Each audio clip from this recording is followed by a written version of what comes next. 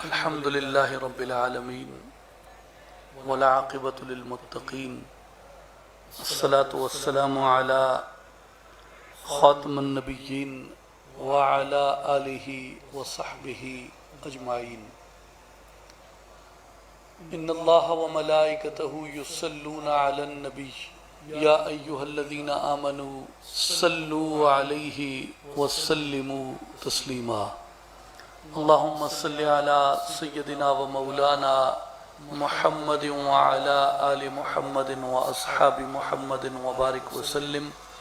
تمام احباب آواز بلند پڑھیں الصلاة والسلام علیک یا سیدی یا رسول اللہ، الصلاة والسلام علیک یا حبیب اللہ، الصلاة والسلام علیک یا نور اللہ، الصلاة والسلام علیک یا سیدی یا مرشدی یا محمد رسول اللہ صلی اللہ علیہ وآلہ وبارک وسلم۔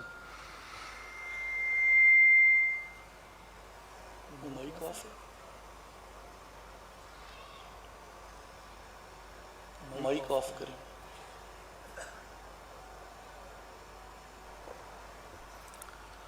قابل احترام بزرگوں، بھائیوں، دوستوں، السلام علیکم ورحمۃ اللہ وبرکاتہ۔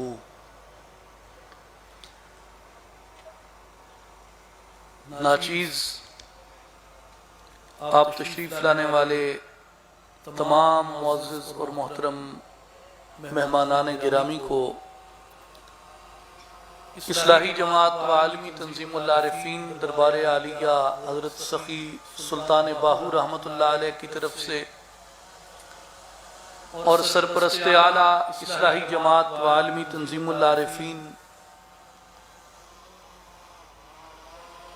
جانشین سلطان الفقر حضرت سخی سلطان محمد علی صاحب، سجادہ نشین آستانہ عالیہ شہباز عارفاں حضرت سخی سلطان محمد عبدالعزیز، دربار عالیہ سلطان العارفین حضرت سخی سلطان باہو رحمۃ اللہ تعالی علیہ کی طرف سے آپ تمام ساتھیوں کو، مہمانان گرامی کو خوش آمدید کہتا ہے اور آپ کا خیر مقدم کرتا ہوں۔ آج دو مواقع جمع ہیں، ایک پیران پیر دستگیر محی الدین قطب ربانی شہباز لامکانی محبوب سبحانی سیدنا غوث العظم عبد القادر جیلانی الحسنی الحسینی البغدادی رضی اللہ تعالی عنہ کی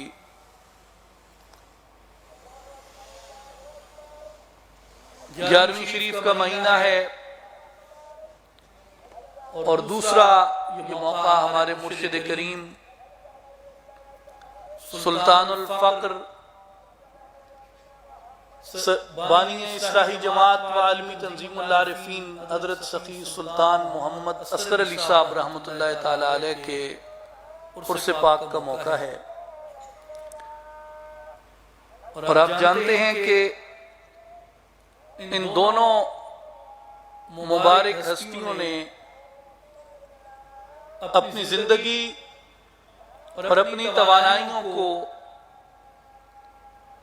جس مقصد کے لیے صرف کیا، جس غرض و غایت کے لیے وقف کیا، اس کا اگر دو لفظوں میں خلاصہ بیان کیا جائے تو وہ دو جامع لفظ، ایک ذکر اللہ ہے اور دوسرا دعوت اللہ ہے، کہ ساری زندگی اللہ کے ذکر اور شکر میں گزاری اور ساری زندگی اللہ کی دعوت دیتے ہوئے گزاری، کہ لوگوں کو اللہ کی طرف بلایا جائے، اللہ کی وحدانیت کی طرف، اس کی پاکی کی طرف، اس کی توحید کی طرف، اس کے واحد ہونے کی طرف بلایا جائے، اس کے ذکر کی طرف بلایا جائے، اور دلوں کی بند کھڑکیوں کو کھول دیا جائے کہ یہ دل اس کے ذکر کی بہار سے آباد اور شاداب رہیں۔ اللہ تبارک و تعالی نے سورہ لقمان میں حضرت لقمان علیہ السلام کی کچھ نصیحتیں بیان فرمائی ہیں کہ حضرت لقمان نے اپنے بیٹے کو نصیحت فرمائی، اور وہ نصیحت کرتے ہوئے فرمایا یا بنی اقم الصلاۃ وأمر بالمعروف وانہا عن المنکر، اے میرے بیٹے اقم الصلاۃ، نماز قائم کر، وأمر بالمعروف، اور لوگوں کو نیکی کی طرف رغبت دلا، معروف کی طرف، نیکی کی طرف، بھلائی کی طرف، حق کی طرف، معرفت کی طرف لوگوں کی رہنمائی کرو، اور انہیں نیکی کا امر کرو اور برائی سے رکنے کا امر کرو۔ علامہ محمود احمد آلوسی رحمت اللہ تعالی علیہ آپ اس کی تفسیر کے اندر فرماتے ہیں کہ یہ دو حصے اگر سامنے رکھے جائیں، اقم الصلاۃ کہ نماز قائم کرو، اور وأمر بالمعروف نیکی کا امر کرو، تو فرماتے ہیں کہ یہ دو حصے بڑی خوبصورتی کے ساتھ انسان کی زندگی کا معیار مقرر کرتے ہیں، اس کو ایک راستہ دیتے ہیں کہ زندگی کیسے گزاری جائے۔ پہلی چیز کا تعلق فرماتے ہیں کہ اقم الصلاۃ تکمیلا لنفسک، اللہ کی عبادت کر، اللہ کا ذکر کر، اس کے حضور سجدہ ریز ہو جا تاکہ تیرے اپنے نفس کی اصلاح ہو جائے۔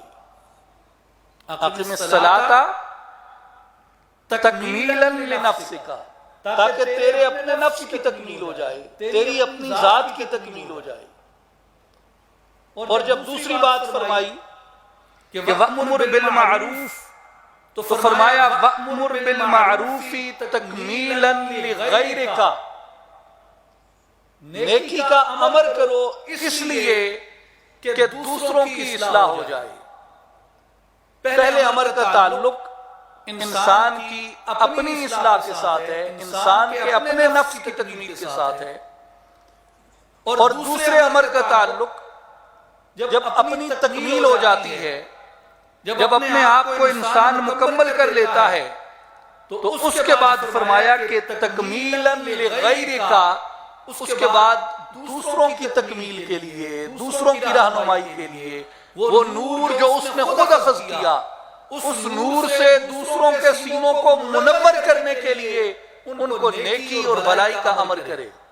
اور اس امر کے اندر یہ بات پوشیدہ ہے کہ انسان حق کی خاطر، اللہ کی خاطر، اس کی رضا اور خوشنودی کی خاطر، اور مخلوق کو اس کی ذات بابرکات کی طرف بلانے کی خاطر وہ نکل کھڑا ہو، لوگوں کو دعوت دے، لوگوں کی اصلاح کرے، محبت کے ساتھ، امن کے ساتھ، اعتدال کے ساتھ، پیار کے ساتھ، واعظ حسنہ کے ساتھ، اچھی بات سنا کے، اچھی نصیحت کر کے، کبھی تنہائی کے اندر، کبھی مجلس کے اندر، اور لوگوں کو اس جانب بلائے جس جانب بلانے کے لیے اللہ تبارک و تعالی نے کل انبیاء کو بھیجا، اور اس جانب بلائے جس جانب اللہ تبارک و تعالی نے خاتم الانبیاء محمد مصطفیٰ وجہ تخلیق کائنات صلی اللہ علیہ وآلہ وسلم کو بھیجا، اور نبی پاک کس دعوت کے ساتھ تشریف لے آئے؟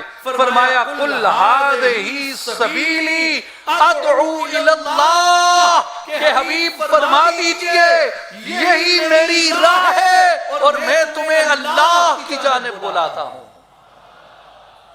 رسول اللہ کی دعوت صلی اللہ علیہ وآلہ وسلم، حضور کی دعوت کس کی جانب ہے؟ حضور کی دعوت کس کی جانب ہے؟ اللہ کی جانب ہے۔ تو سب سے بڑی دعوت، سب سے بڑی ترغیب، سب سے بڑی رغبت وہ یہ ہے کہ لوگوں کو اللہ کی طرف بلایا جائے، جو نبی اکرم صلی اللہ علیہ وآلہ وسلم کی بعثت مبارک کا، حضور کے جلوہ فرما ہونے کا جو سب سے بڑا مقصد تھا، وہ مقصد دعوت الی اللہ تھا، کہ لوگوں کو اللہ کی طرف بلایا جائے۔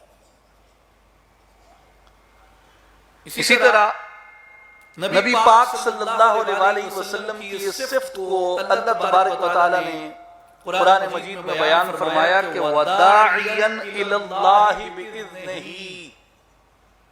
میرے حبیب صلی اللہ علیہ وآلہ وسلم کی یہ صفت ہے کہ آپ اللہ کی جانب لوگوں کو دعوت دیتے ہیں اللہ کے اذن سے، اللہ کے اذن سے اللہ کی جانب دعوت دیتے ہیں، لوگوں کو پکارتے ہیں، لوگوں کو بلاتے ہیں۔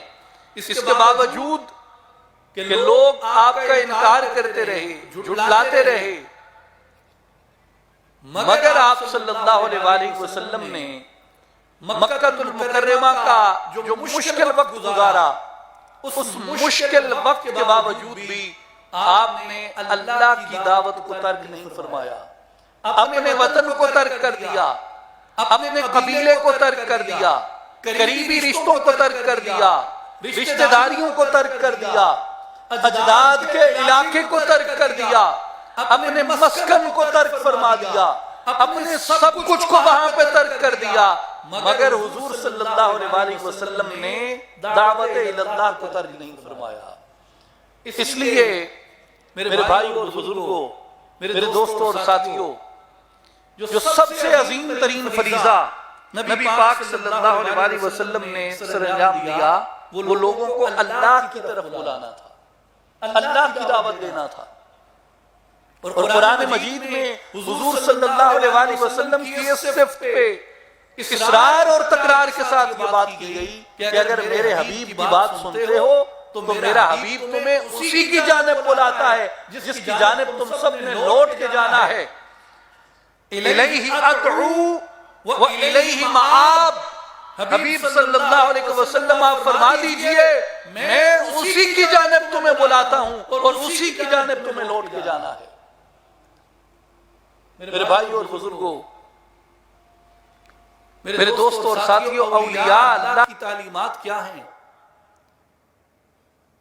اولیاء کاملین کی تعلیم یہ ہے کہ قرآن مجید سے اور قرآن مجید میں رسول اللہ صلی اللہ علیہ وسلم کی جس سنت مبارکہ کو ہمارے دلوں کے اندر جاگے دیا، وہ سنت یہ تھی، وہ رغبت یہ تھی کہ کسی بھی چیز کو اپنا نصب العین نہ بنایا جائے، کسی بھی چیز کو اپنا منتہا مقصود نہ بنایا جائے، کسی بھی چیز کو اپنی زندگی کا حاصل حصول نہ بنایا جائے، اور کسی بھی چیز سے اپنے دل کو لگا نہ لیا جائے۔ اگر کوئی چیز اس قابل ہے کہ اسے منتہا مقصود بناؤ، اسے منزل و مطلوب بناؤ، اسے زندگی کا حاصل حصول بناؤ، اسے اپنا مدعا بنا لو، اگر کوئی چیز اس قابل ہے اس دنیا کے اندر تو وہ فقط اور فقط تمہارے اللہ، تمہارے مولا کی محبت ہے۔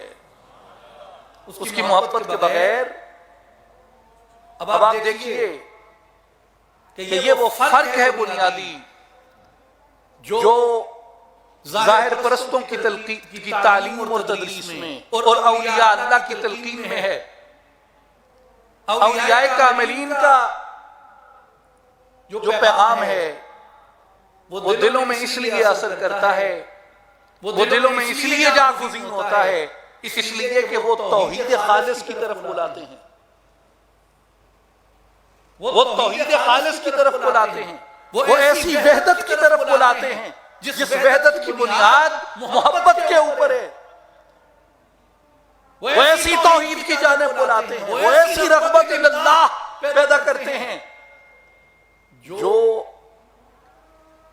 اس میں خوف کا عنصر بھی ہے اس کے غضب سے، اس میں امید کا عنصر بھی ہے اس کی رحمت سے، مگر وہ خوف اور امید ان دونوں کو جمع کر کے اس سے ایک زیادہ بڑا رتبہ حاصل کر لیتے ہیں، اور وہ رتبہ یہ ہے کہ وہ بعض دفعہ خوف اور لالچ ان دونوں سے بے نیاز ہو کے فقط اس کی چاہت میں عبادت کرتے ہیں، اور خدا کی ذات سے کم تر کسی اور چیز کو وہ اپنا منتہائے مقصود نہیں بناتے۔ آپ ظاہر پرستوں سے پوچھیں تو آپ کو کہیں گے جی عبادت کریں، بالکل ٹھیک ہے کرتا ہوں جی، کیوں کروں؟ اللہ نے فرمایا ہے، ٹھیک ہے اللہ نے فرمایا، میں نے عبادت شروع کر دی، کیا ہوگا؟ ملے گا کیا؟ ثواب لے لیا میں نے، اب کیا ملے گا؟ کہتے ہیں جی یہ سارا ثواب اکٹھا ہوتا رہے گا اور جنت کے اندر تمہیں ثواب کے ذریعے سے داخلہ ملے گا۔ بھائی جان میں جنت میں داخل ہو گیا، اب کہتے ہیں جنت میں تمہیں حوریں ملیں گی، حوریں مل گئیں، پھر کہتے ہیں پھر موج مناؤ، اور کیا چاہتے ہو تم؟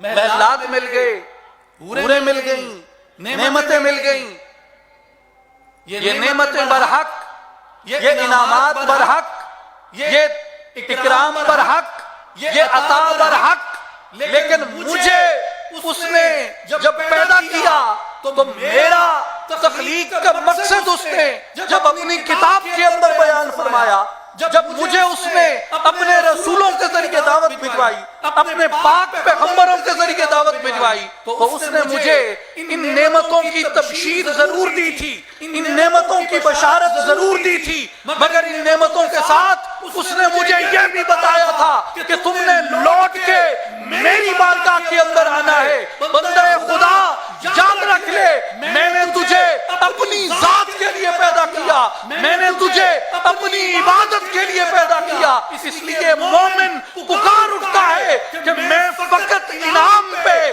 فقط ان نعمتوں پہ جو مادی یا دیگر طریقوں سے اس نے تخلیق کیے ہیں وہ بھی مخلوق ہیں، میں بھی مخلوق ہوں، مگر وہ مخلوق جسے اس نے اپنے ملائکہ سے سجدہ کیا وہ مسجود ملائک اس نے مجھے بنایا ہے، اس لیے میں اس کی ذات سے کم تر کسی چیز پہ سمجھوتا نہیں کرتا۔ یہ نعمتیں برحق، یہ نعمتیں قبول، مگر میرا منتہا مقصود اس کے انوار و تجلیات کا دیدار کرنا ہے، میرا منتہا مقصود اس کی بارگاہ تک پہنچ جانا ہے۔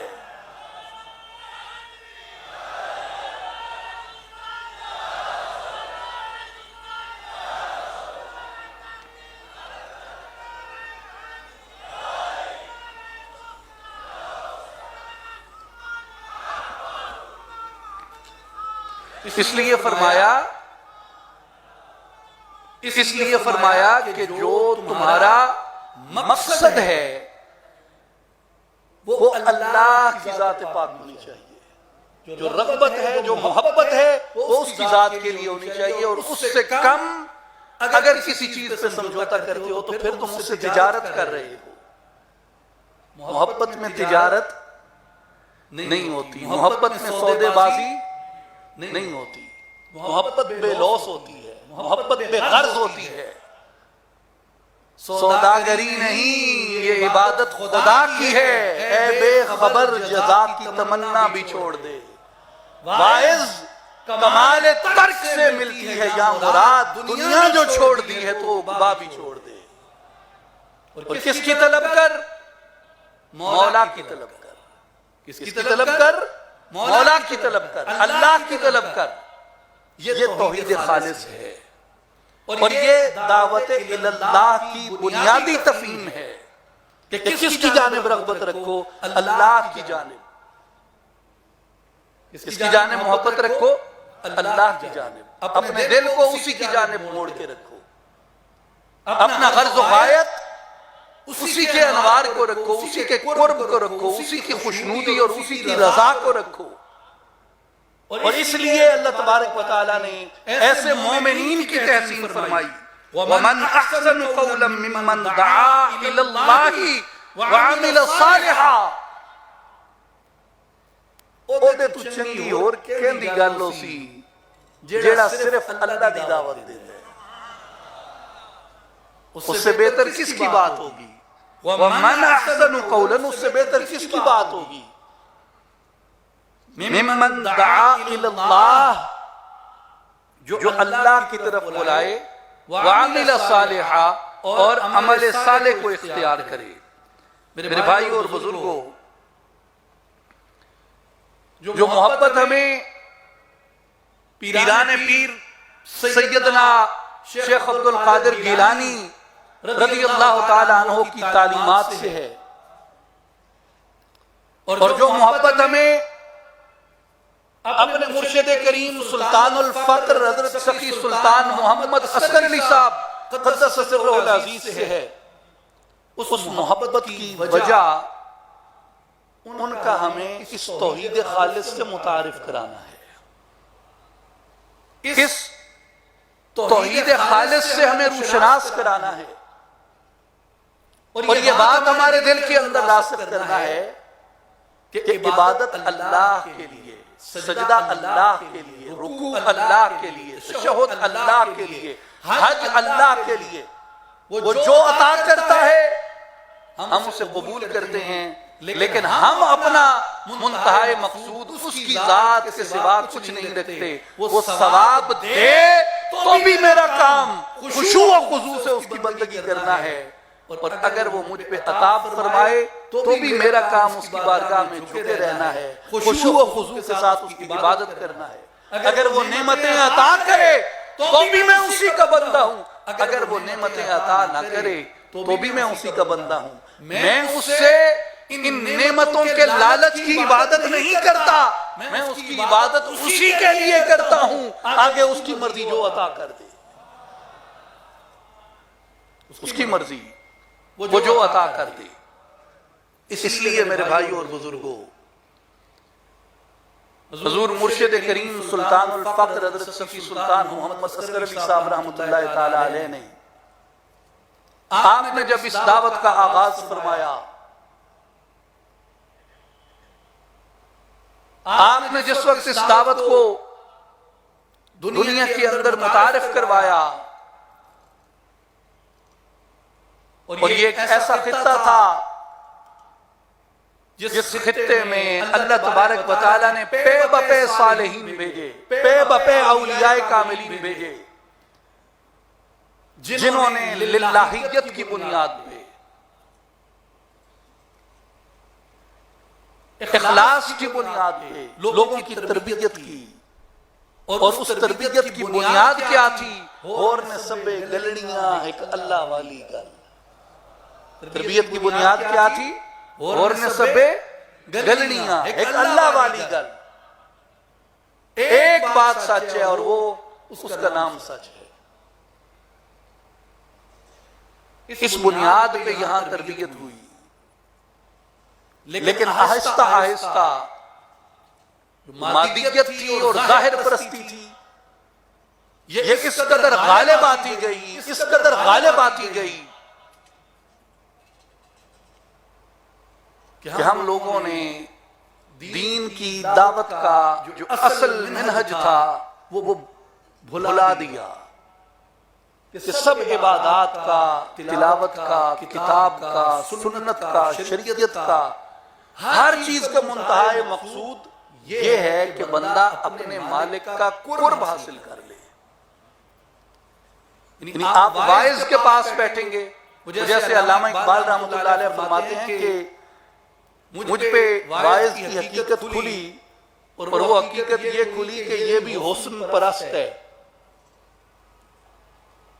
یہ بھی حسن پرست ہے. اور وہ کیسے کھلی کہ خیال حور نے سب کچھ سکھا رکھا ہے واعظ کو، خیال حور نے سب کچھ سکھا رکھا ہے واعظ کو۔ یہ حضرت دیکھنے کے سیدھے سادے بھولے بالے ہیں، بظاہر بڑا حجاب کریں گے، اجتناب کریں گے، شرم و حیا سے آنکھیں جھکا رکھیں گے، ایتھے جھکا کے رکھ دیں تے جنت تاڑ کے رکھ دیں، ایتھے جھکا کے رکھ دیں تے جنت تاڑ کے رکھ دیں، کہ ایتھے بڑا بھولا بڑیاں بیٹھے اتھے تے نظر حسن تے یہی نا، او حور دے حسن تے فدا ہون والے آ، حور دا حسن بڑا سونے، اس تو انکار ممکن نہیں، مگر یقین رکھ لے رب دے جمال اس تو بھی زیادہ حسین ہے۔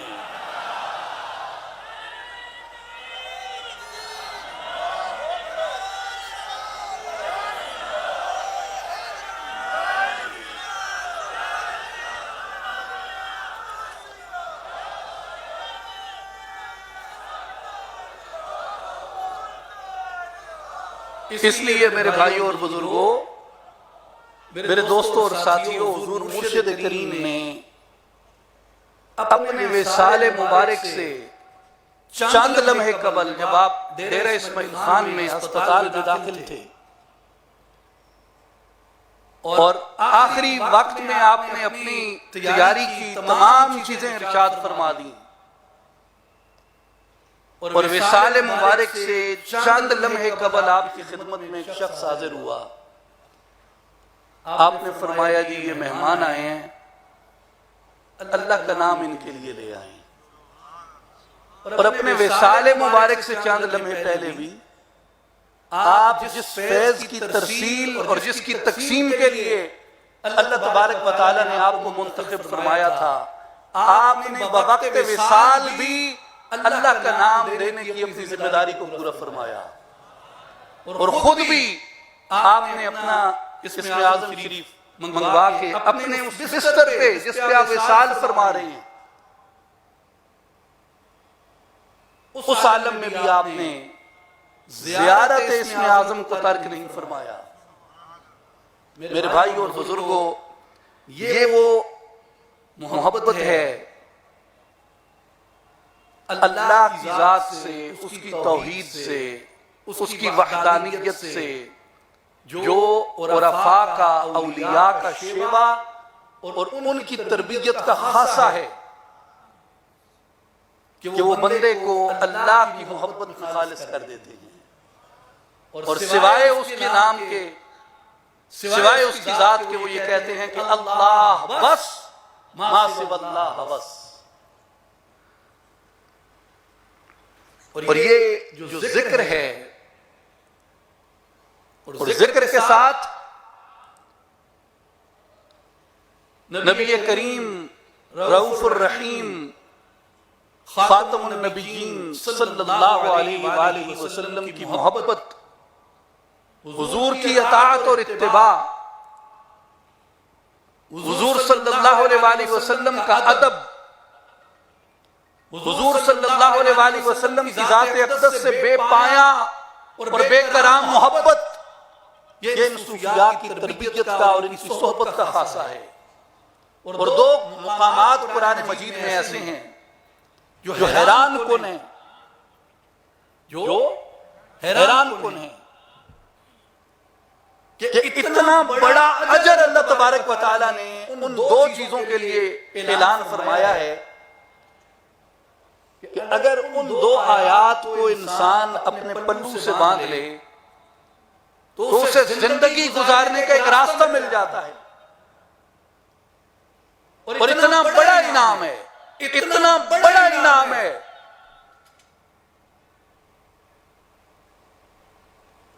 اگر وہ انعام نصیب ہو جائے اس عمل کی بدولت، میرے بھائیوں اور بزرگوں، گھاٹے کا خسارہ نہیں، گھاٹے کا سودا نہیں ہے، خسارے کی بات نہیں ہے۔ ایک فرمایا کہ کیا تم یہ چاہتے ہو کہ ہم اللہ کے محبوب بن جائیں؟ کنہیں کہا؟ صرف عالموں کو، صرف فاضلوں کو یا صرف زاہدوں کو مختص نہیں کیا، کل انسانیت کے نام کہا، کل انسانیت کے نام کہا۔ کون ہے تم میں جو یہ چاہے کہ میں اللہ کا محبوب بن جاؤں؟ عقل عاجز آ گئی کہ میں بندہ، وہ مولا، میں عابد، وہ معبود، میں مخلوق، وہ خالق، میں ماڑا، وہ اونچا۔ ایک نہیں ہو سکتا ہے کہ اونچا ماڑے نو محبوب بڑھا لوے، اونچا ماڑے نو محبوب بڑھا لوے، تے خالق ایک ادنا حقیر مخلوق نو محبوب بڑھا لوے۔ یہ ممکن کیسے ہے؟ فرمایا بندو ممکن ہے، میرے حبیب صلی اللہ علیہ وسلم انہیں فرما دیں قُلْ إِن كُنْتُمْ تُحِبُّونَ اللَّهَ، اے حبیب انہیں فرما دیں کہ کیا تم یہ چاہتے ہو کہ اللہ تم سے محبت کرے؟ مولا اگر تو محبت کر ہم سے تو ہمیں اور کیا چاہیے؟ اگر تو ہمیں محبوب بنا لے تو اور کیا چاہیے؟ یہاں ہمیں کوئی دو بول پیار کے بول دے، ہم اس پہ جانوار دیتے ہیں، اور اگر تو بے نیاز اگر ہمیں اپنی محبوبیت کا درجہ دے تو اس سے بڑی کیا بات ہے؟ فرمایا میرے حبیب انہیں فرماؤ فَاتَّبِعُونِي يُحْبِبْكُمُ اللَّهُ، محمد عربی کی اتباع کرو، اللہ تمہیں اپنا محبوب بنا لے گا۔ محمد الرسول اللہ کی اتباع کرو، اللہ تمہیں اپنا محبوب بنا لے گا۔ حضور کی اتباع، حضور کی شریعت کی پیروی تمہیں اس درجے تک لے جاتی ہے، اس مقام تک لے جاتی ہے جس کے لیے نسب کی تخصیص نہیں ہے، رنگ و نسل کی تخصیص نہیں ہے، محض علم کی تخصیص نہیں ہے، کسی سند یا ڈگری کی تخصیص نہیں ہے۔ کوئی عام سے عام آدمی، کوئی سادہ سے سادہ بندہ، کوئی گنہگار سے گنہگار آدمی، کوئی ماڑے تو ماڑا بندہ اگر رسول اللہ کی مطابقت شروع کر دے، رسول اللہ کی شریعت کی پیروی شروع کر دے، یقین رکھے اللہ کا قرآن میں وعدہ ہے اللہ اس بندے کو اپنا محبوب بنا لے گا۔ اور دوسرا اللہ تعالیٰ نے عمل بیان فرمایا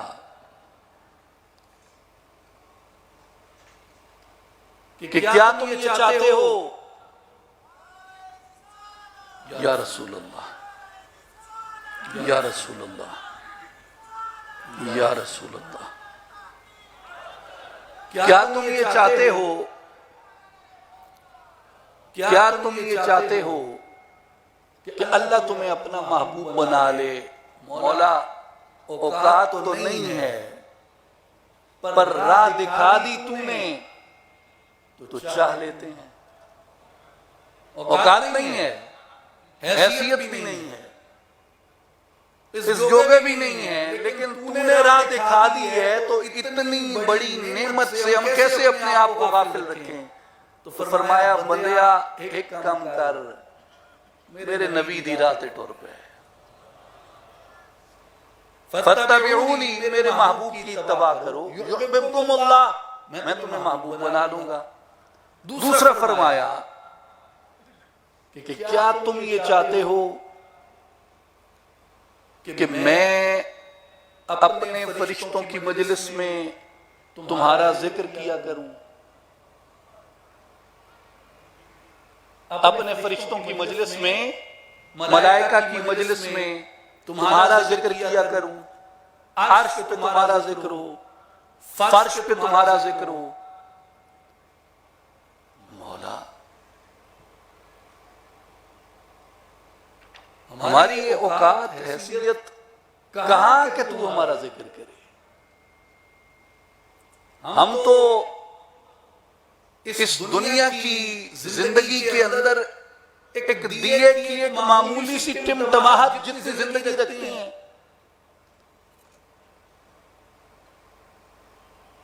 ہماری کیا اوقات ہے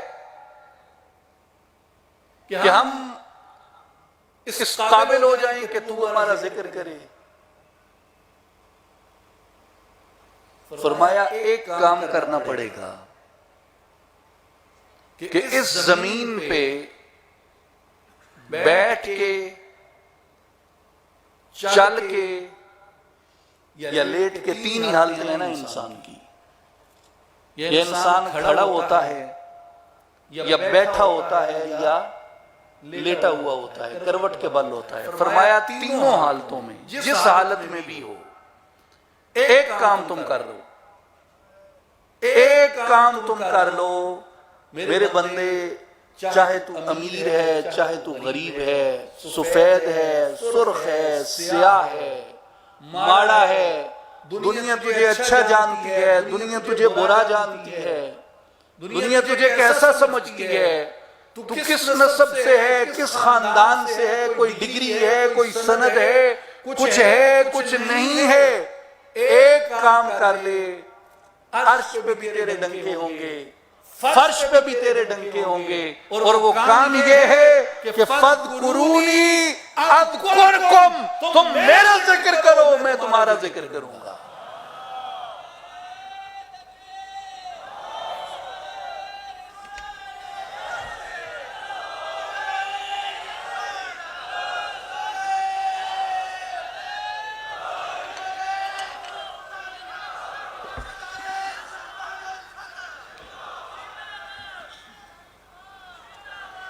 اللہ تبارک و تعالیٰ فرماتا ہے کہ بندے تو میرا ذکر کر، میں تیرا ذکر کروں گا، تو مجھے یاد کر، میں تجھے یاد کروں گا، تو مجھے یاد کر، میں تمہیں یاد کروں گا. اور یاد کرنے کی حالتیں کون کون سی ہیں؟ فَإِذَا قَضَيْتُمُ الصَّلَاةَ، جب نماز ادا کر چکو، فَاذْكُرُوا اللَّهَ قِيَامًا وَقُعُودًا وَعَلَى جُنُوبِكُمْ. تین حالتیں ہیں. فَاذْكُرُوا اللَّهَ، اللہ کا ذکر کرو، قیاماً جب کھڑے ہو، قعوداً جب بیٹھے ہو، وَعَلَى جُنُوبِكُمْ، اور جب اپنی کروٹوں کے بل لیٹے ہوئے ہو. ہر حال میں، ہر پوسچر میں، ہر سچویشن میں، ہر سکنت میں، ہر حرکت میں، ہر قدم پہ تو مجھے یاد کر، میں تمہیں یاد کروں گا. یہ دو ایسے اعمال اللہ نے بیان کیے کہ ان کی جزا دیکھ کے انسان حیران ہو جاتا ہے. اور دیکھیں ان کی جزا جو ہے وہ کیا ہے. ایک عمل اگر آپ رسول اللہ کی مطابقت کرتے ہیں، رسول اللہ کی راہ چلتے ہیں، جیسے علامہ اقبال نے کہا کہ مقام خیش اگر خواہی دری غیر، بحق دل بند راہ مصطفیٰ رو. اگر اس دنیا میں اپنا مقام چاہتے ہو تو اللہ سے دل لگا لو اور رسول اللہ کی راہ پہ چل پڑو. بحق دل بند فاذکرونی، اللہ کا ذکر کرو، وراہ مصطفیٰ رو فاتبعونی یحببکم اللہ. یہ دو اعمال اگر بندہ اختیار کر لے، اللہ کا محبوب بھی بن جاتا ہے اور اللہ تبارک و تعالیٰ اپنے بندے کا ذکر بھی فرماتا ہے. ایک ذکر الہی اختیار کر لیا جائے اور دوسرا نبی کریم صلی اللہ علیہ وآلہ وسلم کی مطابقت اختیار کر لی جائے.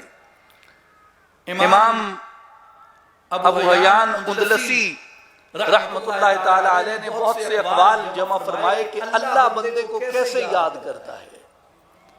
اللہ بندے کو کیسے یاد کرتا ہے. وہ فرماتا ہے فَاذْكُرُونِي فِي الرَّخَاءِ بِالطَّاعَةِ وَالدُّعَاءِ اذکرکم فی البلاء بالعطیۃ والنعماء. بندے تو مجھے آسانی میں اطاعت اور دعا کے ساتھ یاد کر، میں مصیبت میں تمہیں عطیہ اور نعمت کے ساتھ یاد کروں گا. جب تجھے آسانی ہو، جب تجھے آسانی ہو، اپنی آسانی میں میرے ذکر کو مت بھولنا، اپنی آسانی میں میرے ذکر کو مت بھولنا. اگر تو اپنی آسانی میں میرے ذکر کو نہیں بھولے گا، یاد رکھ لے جب تو مصیبت میں ہوگا تیرا مولا تجھے نہیں بھولے گا. اذکرونی بالسؤال اذکرکم بالنوال. میرے بندے جب تو سوال کرنے لگے سوال کرتے ہوئے مجھے یاد رکھ. میں جب عطا کروں گا میں عطا کرتے ہوئے تجھے یاد کروں گا.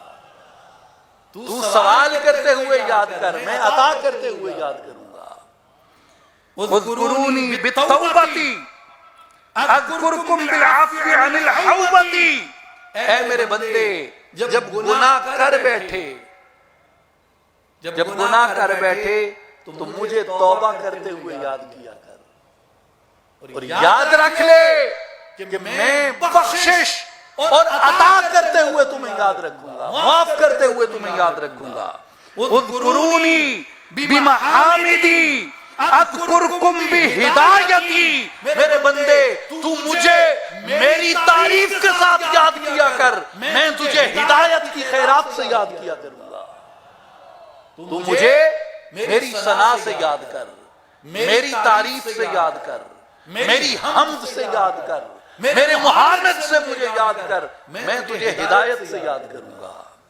اذکرونی بالصدق والاخلاص اذکرکم بالخلاص ومزید الاختصاص.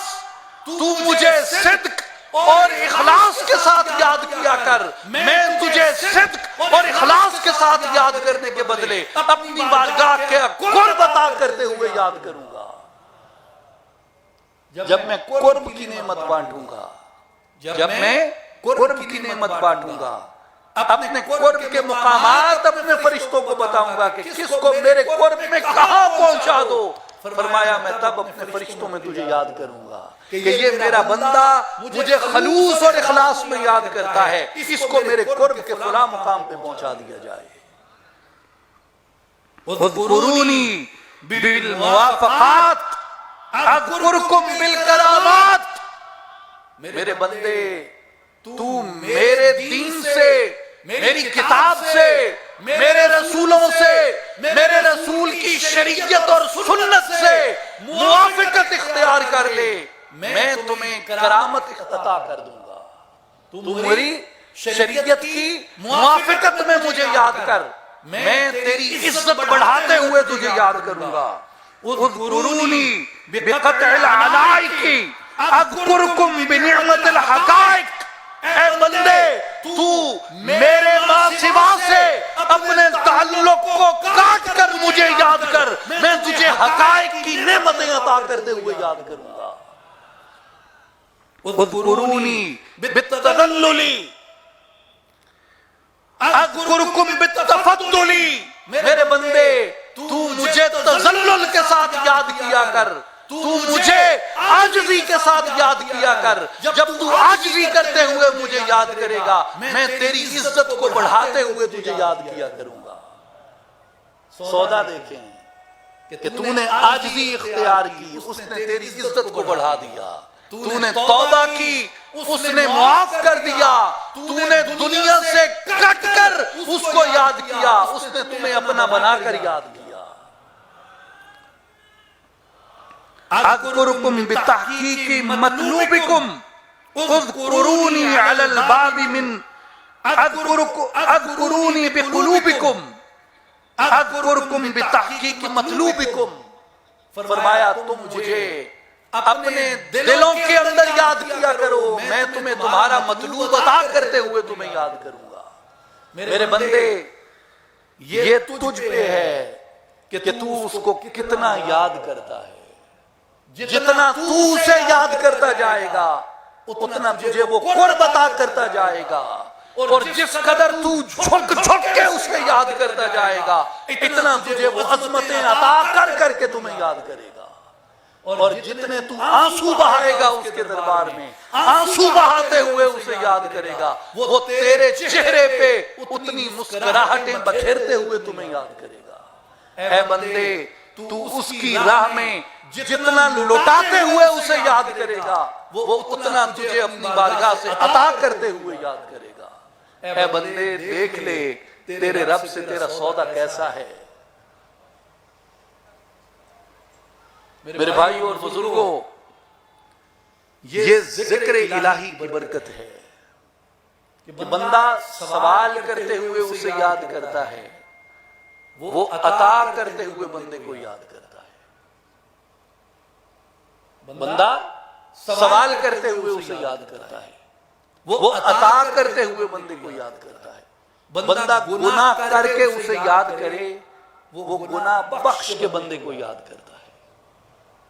لیکن اسے یاد تو کرو، اسے دل میں تو بساؤ، اسے دل میں تو بساؤ۔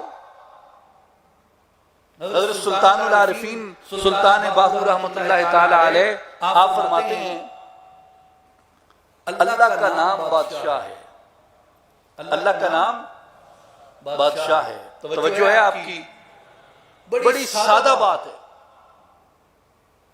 اللہ کا نام بادشاہ ہے، اور آپ فرماتے ہیں کہ جس گھر میں بادشاہ آئے اس گھر سے چور اور ڈکیت بھاگ جاتے ہیں۔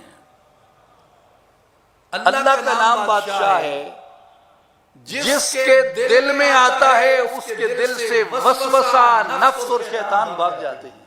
فرمایا کیا تم نے بادشاہ کی آمد کے لیے دل کو تیار کیا ہے کہ تیرے دل میں اس بادشاہ کا نام آ جائے عزتوں والا، جس سینے میں وہ اسم پاک آ گیا، جس سینے میں اس کا ذکر آ گیا، اس کے سینے کے اندر سے تاریکی مٹ جاتی ہے، اندھیرا دور ہو جاتا ہے، ظلمتیں چھٹ جاتی ہیں، اور نور کا آفتاب طلوع ہوتا ہے، جس کے لیے حضرت سلطان العارفین سلطان باہو رحمت اللہ تعالی علیہ فرماتے ہیں جتھے اسم اللہ دا چمکے اتو چھوڑ اندھیرا ویندا ہوں، جہاں اللہ کا نام روشن ہو جائے اس دل میں اندھیرا نہیں رہتا پھر۔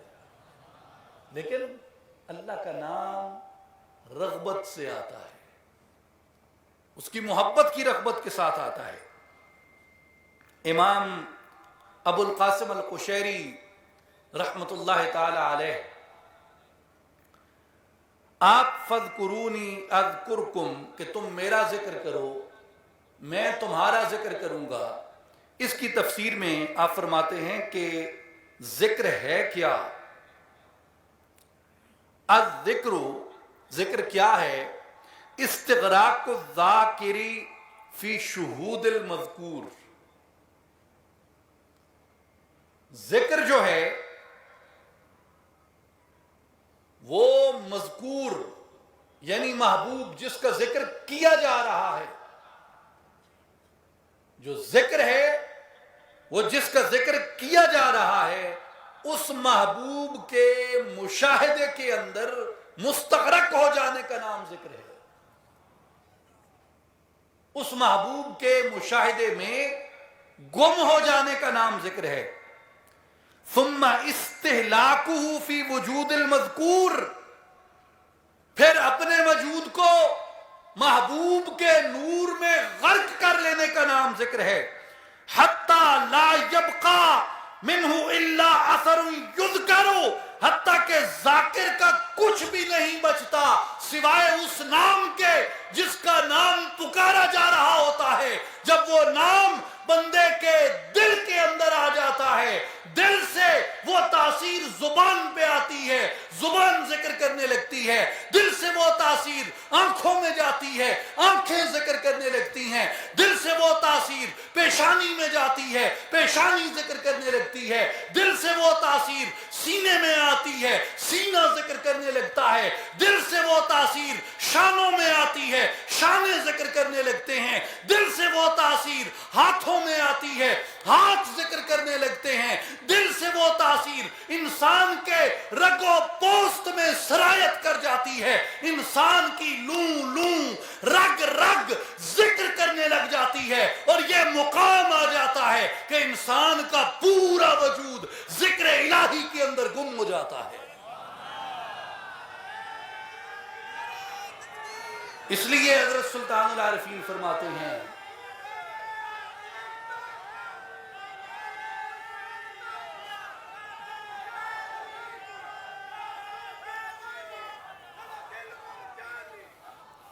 لوں لوں دے مڈ لکھ زبانہ پھر دے گنگے باتیں ہوں۔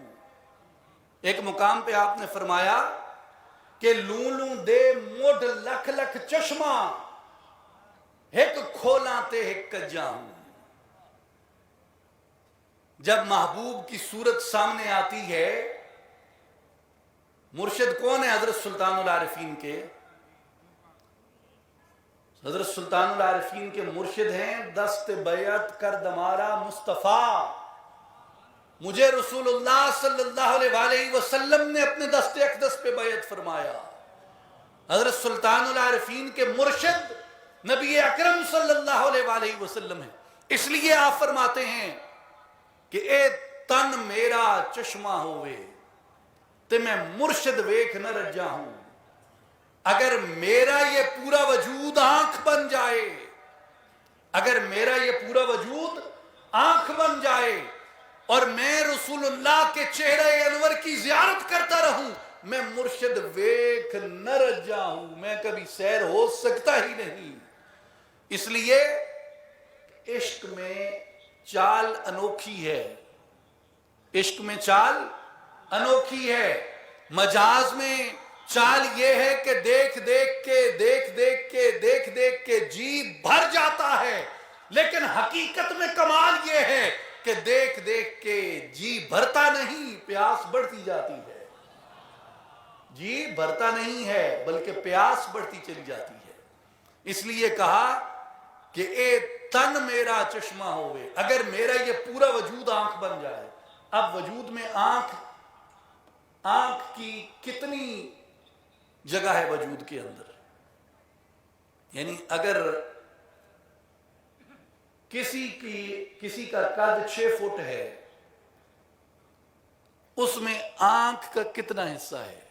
پیمائش اگر وجود کی کریں، جسم کی پیمائش کریں تو آنکھ کا کتنا حصہ ہے 6 فٹ میں؟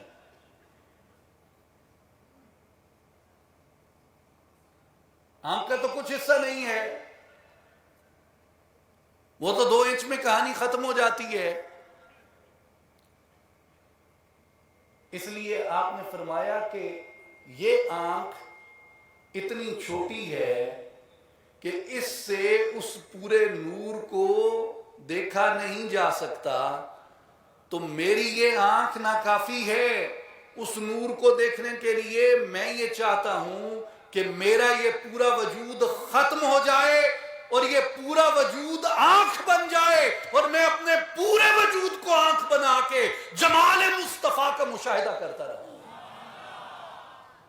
پورا وجود آنکھ بن جائے۔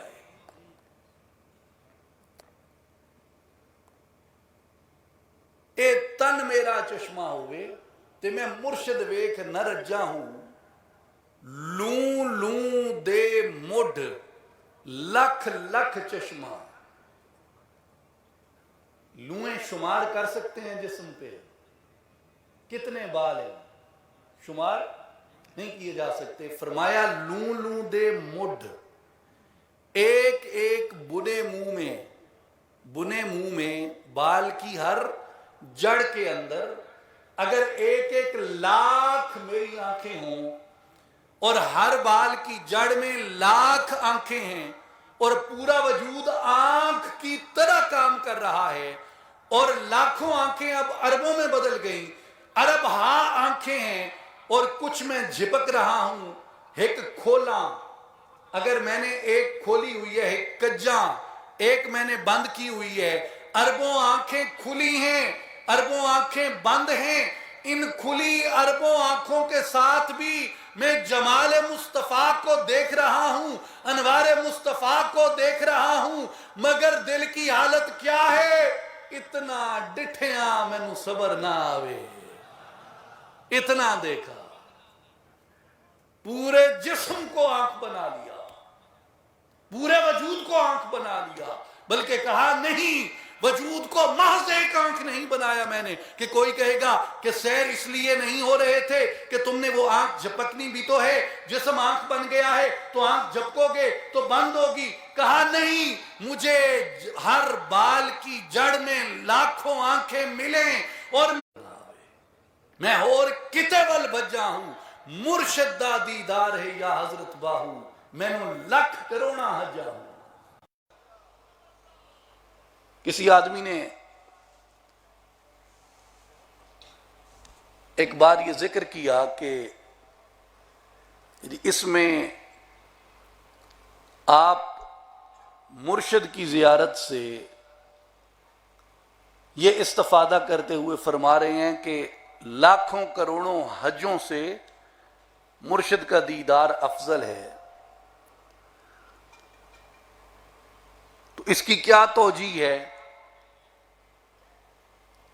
میں نے کہا بھائی پہلی توجیہ تو یہ سوال کرنے والے کو اپنی عقل کی توجیہ پیش کرنی چاہیے، عقل کی توجیہ کے بعد اس پہ بات ہوگی، لیکن میں پہلے کر دیتا ہوں قرض دیتے ہوئے، اور وہ یہ ہے کہ سیدنا امام مالک ابن انس امام دار الہجرت جو فقہ مالکی کے بانی ہیں اور سند صحیح کی بنیاد پہ سب سے پہلا ذخیرہ احادیث کا مرتب کرنے والے سیدنا امام مالک ابن انس ہیں موطا امام مالک میں، موطا شریف میں، اور کتب احادیث کی درجہ بندی میں یہ اب تھوڑی غیر متعلقہ بات ہے، لیکن امام مالک کی یہ جیسے ہمارے مفتیان کرام ذرا بات کو طول دینے کے لیے کرتے ہیں نا، جیسے کون امام غزالی، پھر 10 منٹ امام غزالی پہ لگا دیے، تو وہ کون امام مالک جن کی حدیث کی کتاب اس درجے کی ہے کہ شاہ ولی اللہ محدث دہلوی نے جو کیٹیگرائزیشن کی ہے کتب حدیث کی باعتبار سند، اس میں انہوں نے درجہ اولا میں 3 کتابیں رکھی ہیں۔ شاہ ولی اللہ محدث دہلوی نے درجہ اولا میں 3 کتابیں رکھی ہیں، صحیح بخاری، صحیح مسلم اور موطا امام مالک، یہ درجہ اولا کی کتابوں میں ہے۔ صحاح ستہ بھی ان کے بعد درجہ دوم میں آتی ہیں۔ تو امام مالک رحمۃ اللہ علیہ اتنے بڑے محدث، مدینہ کے امام مالک رحمۃ اللہ تعالی علیہ نے ایک حج کیا اور اس کے بعد زندگی بھر حدود مدینہ سے نہیں نکلے، حدود مدینہ سے نہیں نکلے، بات سمجھ رہے ہیں؟ حدود مدینہ سے نہیں نکلے۔ اب مجھے ایک حدیث معلوم ہے کہ سرکار علیہ السلام نے فرمایا ایک شخص اگر عمرے پہ جاتے ہوئے یا حج پہ جاتے ہوئے اگر فوت ہو جاتا ہے، یا حتیٰ کہ حج یا عمرہ کر کے واپس آ رہا ہے، واپسی کے راستے میں اگر وہ شخص فوت ہو جاتا ہے، اللہ تبارک و تعالی اس شخص کی جگہ پہ ایک فرشتے کو مقرر کر دیتا ہے جو قیامت تک اس شخص کی خاطر خانہ کعبہ کا طواف کرتا رہے گا۔ اگر کوئی شخص حج یا عمرے کے راستے میں فوت ہو جاتا ہے، جاتے ہوئے یا آتے ہوئے اس کے لیے فرشتہ مقرر ہو جاتا ہے جو اس کے لیے طواف کرتا رہتا ہے۔ میرے بھائیوں اور بزرگوں، یہ حدیث مجھے اگر میرے جیسے ناقص معلوم ہے، امام مالک کو معلوم نہیں تھی، ساری زندگی حدود مدینہ سے کیوں نہیں نکلے؟ امام مالک رحمۃ اللہ علیہ فرماتے تھے اس لیے کہ رسول اللہ صلی اللہ علیہ وسلم نے یہ ارشاد فرمایا کہ جو شخص بھی مدینہ کی حدود میں، حرم مدینہ کی حدود میں جو شخص بھی مرے گا، مدینہ کی حدود میں جسے موت آئے گی، سرکار نے اسلام فرمایا قیامت کے دن میں اس شخص کا شہید بھی ہوں گا، اس شخص کا شفیع بھی ہوں گا۔ امام مالک نے کہا اگر مجھے مدینہ میں موت آتی ہے، رسول اللہ قیامت کو میری گواہی دے دیں گے، میری شفاعت دے دیں گے، اس لیے ساری زندگی حضور کی شفاعت، حضور کی گواہی کی خاطر مدینہ کے اندر ایک فرض کا پورا کیا، اس کے بعد زندگی بھر بیت اللہ کی طرف دیکھے۔ یہ امام مالک کا فعل ہے۔ امام مالک رحمۃ اللہ علیہ یہ جانتے تھے کہ بیت اللہ کے جتنے حج کیے جائیں اتنا ثواب ہے، جتنے عمرے کیے جائیں اتنا ثواب ہے۔ جتنے عمرے کیے جائیں اتنا ثواب ہے. ایک ایک قدم جو بیت اللہ کی زیارت کے لیے اٹھتا ہے وہ رحمت کی جانب اٹھتا ہے، وہ برکت کی جانب اٹھتا ہے، وہ نور کی جانب اٹھتا ہے، وہ مغفرت کی جانب اٹھتا ہے، وہ عبادت کی جانب اٹھتا ہے، وہ قرب حق کی طرف اٹھتا ہے. خانہ کعبہ کی زیارت کرنا بذات خود یہ قرب الہی کے مقامات میں سے ایک مقام ہے. لیکن امام مالک، امام دار الہجرت رحمت اللہ تعالی علیہ نے ایک حج کیا اور اس کے بعد زندگی بھر مدینہ منورہ سے باہر نہ نکلے. میں نے کہا اب بتاؤ حضرت سلطان العارفین نے جب یہ مصرع فرمایا کہ اتنا ڈٹھیاں میں نو صبر نہ آوے تے میں اور کتے ول بھجا ہوں، مرشد دا دیدار ہے باہو میں نو لکھ کروڑا حجا ہوں. وہ کمری والے کی حاضری میں رہنا، کمری والے کی زیارت کو، کمری والے کے سائے رحمت کے اندر بیٹھ کر نام کرو اس لیے ان کو جو مرشد کون ہیں؟ نبی کے باپ، نبی مختار، شہر والا صلی اللہ علیہ وسلم. اب یہ تو بات کی آنکھوں کی کہ لون دے موٹ، لون دے موٹ لگ لگ چشمہ. دوسری ایک بات ذکر پہ جب امام شیعی کہتے ہیں حتی لا یبقى منہ الا آثر یذکر، اس کے وجود میں اپنا حصہ ختم ہو جاتا ہے. وہ حضور کے ذکر میں اس قدر گم ہوتا ہے کہ پورا وجود ذکر میں گم ہو جاتا ہے، پورا وجود ذکر بن جاتا ہے، پورا وجود ذکر بن جاتا ہے. حضرت سلطان العارفین فرماتے ہیں کہ عارف کا ایک مقام یہ ہے کہ وہ جب جمال مصطفیٰ کا مشاہدہ کر رہا ہوتا ہے اس کا پورا وجود آنکھ بن جاتا ہے. اور جب وہ مستی کے اندر، کیف کے اندر، جذب کے اندر اللہ کا ذکر کر رہا ہوتا ہے، لون دے موٹ لکھ زبانہ، اس کے جسم کے ایک بال کے نیچے لاکھوں زبانیں پیدا ہو جاتی ہیں اور وہ اربع زبانوں سے اللہ کا ذکر کر رہا ہوتا ہے.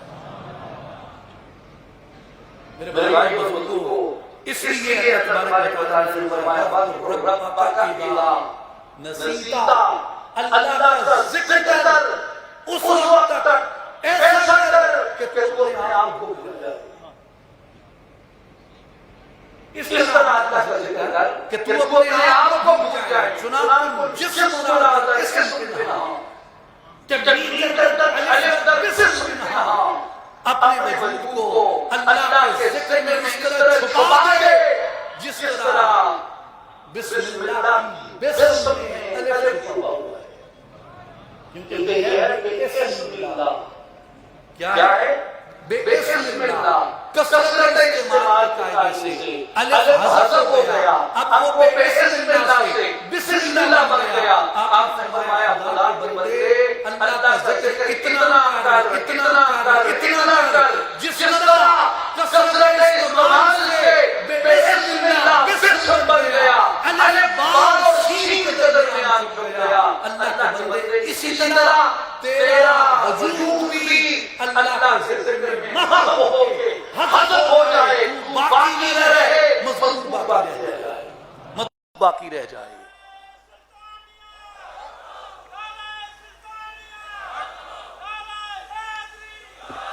وَاذْكُرِ اسْمَ رَبِّكَ وَتَبَتَّلْ إِلَيْهِ تَبْتِيلًا. وَاذْكُرِ اسْمَ رَبِّكَ وَتَبَتَّلْ إِلَيْهِ تَبْتِيلًا. اپنے رب کو یاد کرو اور سب سے ٹوٹ کر اسی کے ہو رہو، سب سے ٹوٹ کر اسی کے ہو رہو. یعنی جب مالک کو یاد کر رہے ہو، جب اپنے خالق کو یاد کر رہے ہو، جب اپنے مولا کا ذکر کر رہے ہو، تمہارے دل میں سوائے کسی اور کا خیال نہ آئے، کسی اور کا دھیان نہ آئے، کوئی اور طلب اس کی طلب سے سوا پیدا نہ ہو، کوئی اور محبت اس کی محبت سے سوا پیدا نہ ہو، کوئی اور خیال اس کے خیال سے سوا پیدا نہ ہو، کوئی اور دھیان اس کے دھیان سے سوا پیدا نہ ہو، کوئی اور علم اس کے علم سے سوا نہ آئے. جب کرو گے تو دل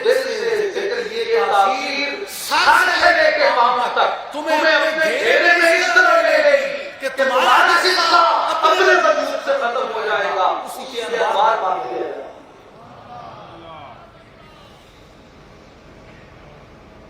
اس لیے میرے بھائی و بزرگوں، جو اللہ کا نام ہے اس سے ذکر پاک کی تاثیر انسان کے وجود کو تبدیل کر دیتی ہے۔ جب آدمی شکر کرتا ہے تو یہ گمان کرتا ہے کہ کیا یہ تبدیلی میرے وجود میں ممکن ہے، یہ کیسے ہو سکتا ہے؟ یعنی ہم اپنے اعمال کی کوتاہی کی جانب دیکھتے ہیں، اپنی کمتری کی طرف دیکھتے ہیں، اپنے ماڑے ہونے کی طرف دیکھتے ہیں، تو ہم امید کھو بیٹھتے ہیں، امید کھو بیٹھتے ہیں۔ یہ کیسے ممکن ہے؟ ایک سادہ بات سمجھ لیں میرے بھائی، جب بہت یقین ہو جائے کہ میں انتہائی ماڑا ہوں، اسی یقین سے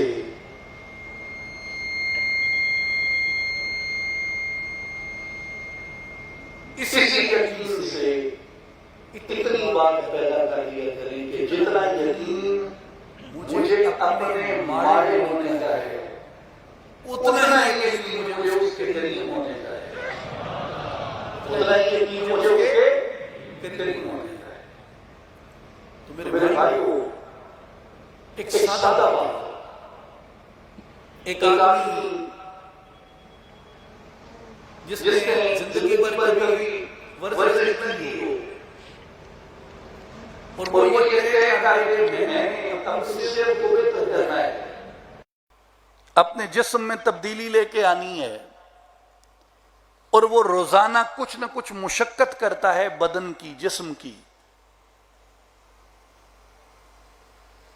کوئی بھی مشقت کرتا ہے، اور ڈنڈ بیٹھنا شروع کر دے وے، وہ دوڑ شروع کر دے وے، وہ کو وٹا چاون شروع کر دے وے، کوئی جم شروع کر دے وے، 20 دن بعد، 25 دن بعد، مہینے بعد اگر وہ روزانہ آدھا گھنٹہ ورزش کو دیتا ہے، مشقت کو دیتا ہے، مہینے بعد اس کا جسم وہی نہیں رہے گا، اس کا جسم وہی نہیں رہے گا۔ روزانہ آدھے گھنٹے کی مشقت اس کے جسم کو تبدیل کر دے گی۔ ایک مہینے میں روزانہ آدھے گھنٹے کی مشقت جسم کو تبدیل کر دے۔ ایک ماہ ایک آدمی انٹلیکچوئل ایکسرسائز کرتا ہے، کیا کہتے ہیں کہ میں بڑا ہوں، تو عقل بڑھانے کا سب سے معیاری طریقہ ہوتا ہے ریاضی، جسے سب سے ناکارہ سمجھتے ہیں، جس کے لیے کہا جاتا ہے کہ الجبرا بچوں کو جبرن فیل کر کے پڑھایا جاتا ہے۔ سب سے بہترین ذہنی مشقت ریاضی سے سوالات حل کرنا ہے، چاہے کسی کو یادداشت کا مسئلہ ہو، چاہے کسی کو آئی کیو کا مسئلہ ہو، اگر روزانہ ایک شخص آدھا گھنٹہ ایک یا دو سوال ریاضی حل کرتا ہے، ایک مہینے بعد اس کی عقل تبدیل ہو جاتی ہے، وہ نہیں رہتی جو ایک مہینہ پہلے۔ یہی منطق ہے، منطق بنیادی طور پہ کیا صلاحیت پیدا کرتا ہے؟ قوت استدلال پیدا کرتا ہے، بات کو پرکھنے کی صلاحیت اور بات کو پرکھنے کا ملکہ پیدا کرتی ہے۔ اگر روزانہ آدھا گھنٹہ منطق پڑھی جائے، عقل زید ہوگی، آدھا گھنٹہ ریاضی پڑھی جائے، عقل زید ہوگی، آدھا گھنٹہ مشقت کی جائے، بدن تبدیل ہو جاتا ہے، آدھا گھنٹہ ورزش کی جائے، جسم کے اندر تبدیلی آ جاتی ہے۔ اگر جسم کی مشقت سے جسم بہتری کی طرف بدل جاتا ہے، عقل کی مشقت سے عقل بہتری کی جانب بدل جاتی ہے، خدا کے بندو، اگر روز آدھا گھنٹہ اپنے مالک کو محبوب کا، اپنے محبوب کو تبدیل کا اگر ذکر کیا جائے، تو کیا وہ ذکر تمہاری روح کو تبدیل نہیں کر دیتا؟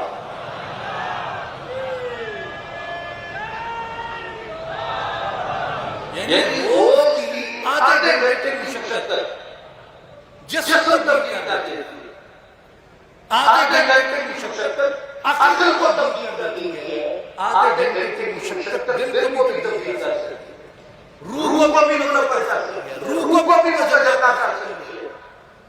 ایک شخص کہیں سے گزرا، اس نے دیکھا کہ مجنون ایک ٹیلے پہ بیٹھا تھا اور وہ بار بار کچھ لکھ رہا تھا، ٹیلے پہ بیٹھا تھا اور بار بار کچھ لکھ رہا تھا۔ تو اس شخص نے اسے کہا گفت اے مجنون شیدا چیز این مین نشی نامہ بہار چیز این۔ اس نے کہا مجنون یہ ٹیلے پہ بڑی دیر سے کچھ نہ کچھ لکھ رہے ہو، کیا لکھ رہے ہو؟ یہ جو خط لکھ رہے ہو، نام لکھ رہے ہو، کس کا لکھ رہے ہو، کیوں لکھ رہے ہو؟ مجنون نے کہا کچھ نہیں، مسائل نہیں ہے، یہ خط لکھے جاتے ہیں، خط نہیں ہے، مشق گفت مشق نام لیلا بھی گناہ، خاطر قدرت تسلیمی دے ہم۔ اس نے کہا کچھ نہیں، تیلوں پہ کبھی کسی نے خط لکھی، میں تو لیلا کا نام لکھ کے اپنے عشق کی مشق کرتا رہتا، لیلا کا نام لکھ کے عشق کی مشق کرتا رہتا، اس لیے کہ میرا دل لیلا کا نام سن کر تسلی پاتا ہے۔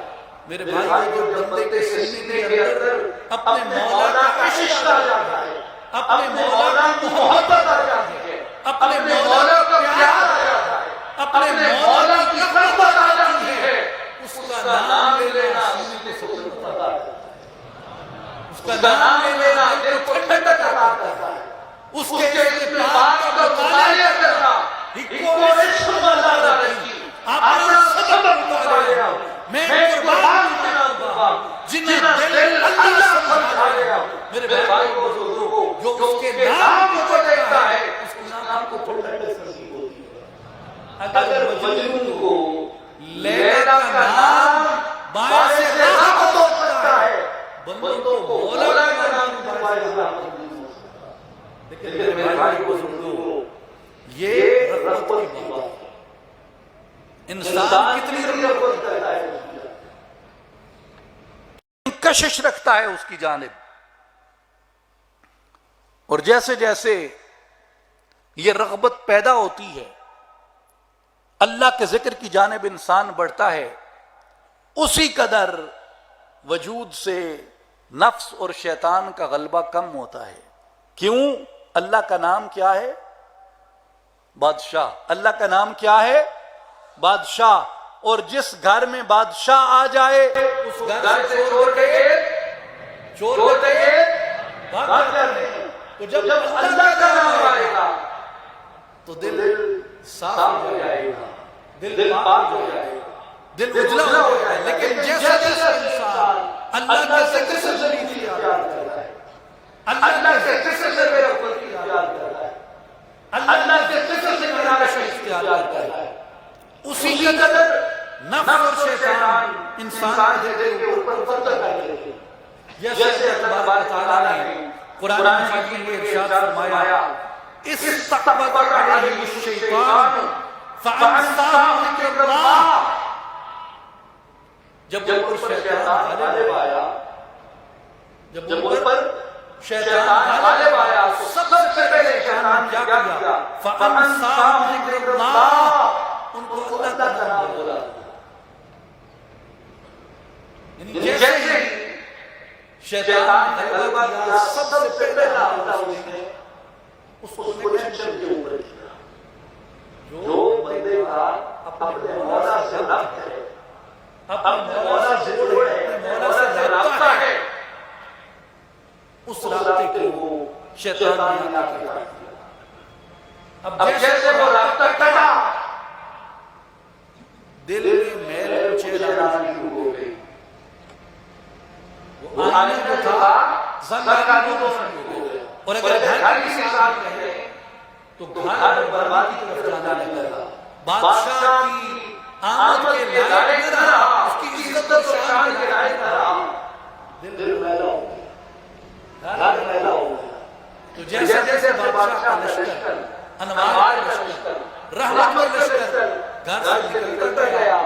چور بچے اس کو قابض ہو جائے. تو جس طرح انسان ذکر اللہ سے دور ہوتا جاتا ہے، شیطان کا قبضہ اسی طرح انسان کے وجود کے اوپر پختہ ہوتا جاتا ہے. میرے بھائی اور بزرگوں، انسان کو گناہ سے، نفس اور شیطان کے غلبے سے اگر کوئی چیز بچاتی ہے، اگر کوئی چیز اس سے محفوظ رکھتی ہے، تو وہ اخلاص ہے، وہ محبت ہے، اور وہ دو چیزیں ہیں بھائی بزرگوں جو انسان کو ہر اس مشکل کے اندر مدد دیتی ہیں. مثال کے طور پہ آپ اگر سیدنا یوسف علیہ السلام کا واقعہ دیکھیں قرآن مجید سے، حضرت یوسف علیہ السلام کو عزیز مصر کی زوجہ نے کمرے میں بلایا، دروازہ بند کر دیا، اور وہ خود گناہ کی طرف مائل تھی. اس کے اندر خواہش پیدا ہوئی. عزیز مصر کی زوجہ نے حضرت یوسف کو دعوت گناہ کی دعوت دی. وَلَقَدْ هَمَّتْ بِهِ، اس عورت نے گناہ کا ارادہ کر لیا تھا. وَهَمَّ بِهَا، حضرت یوسف نے گناہ کا ارادہ نہیں کیا تھا، لیکن شاید کر لیتے. لولا الرآ برہان ربہ، اگر رب کی برہان انہوں نے نہ دیکھی ہوتی. تو اس لیے گناہ کا ارادہ ان کے قریب بھی نہ آیا، کیونکہ اللہ نے انبیاء کو معصوم بنایا ہے.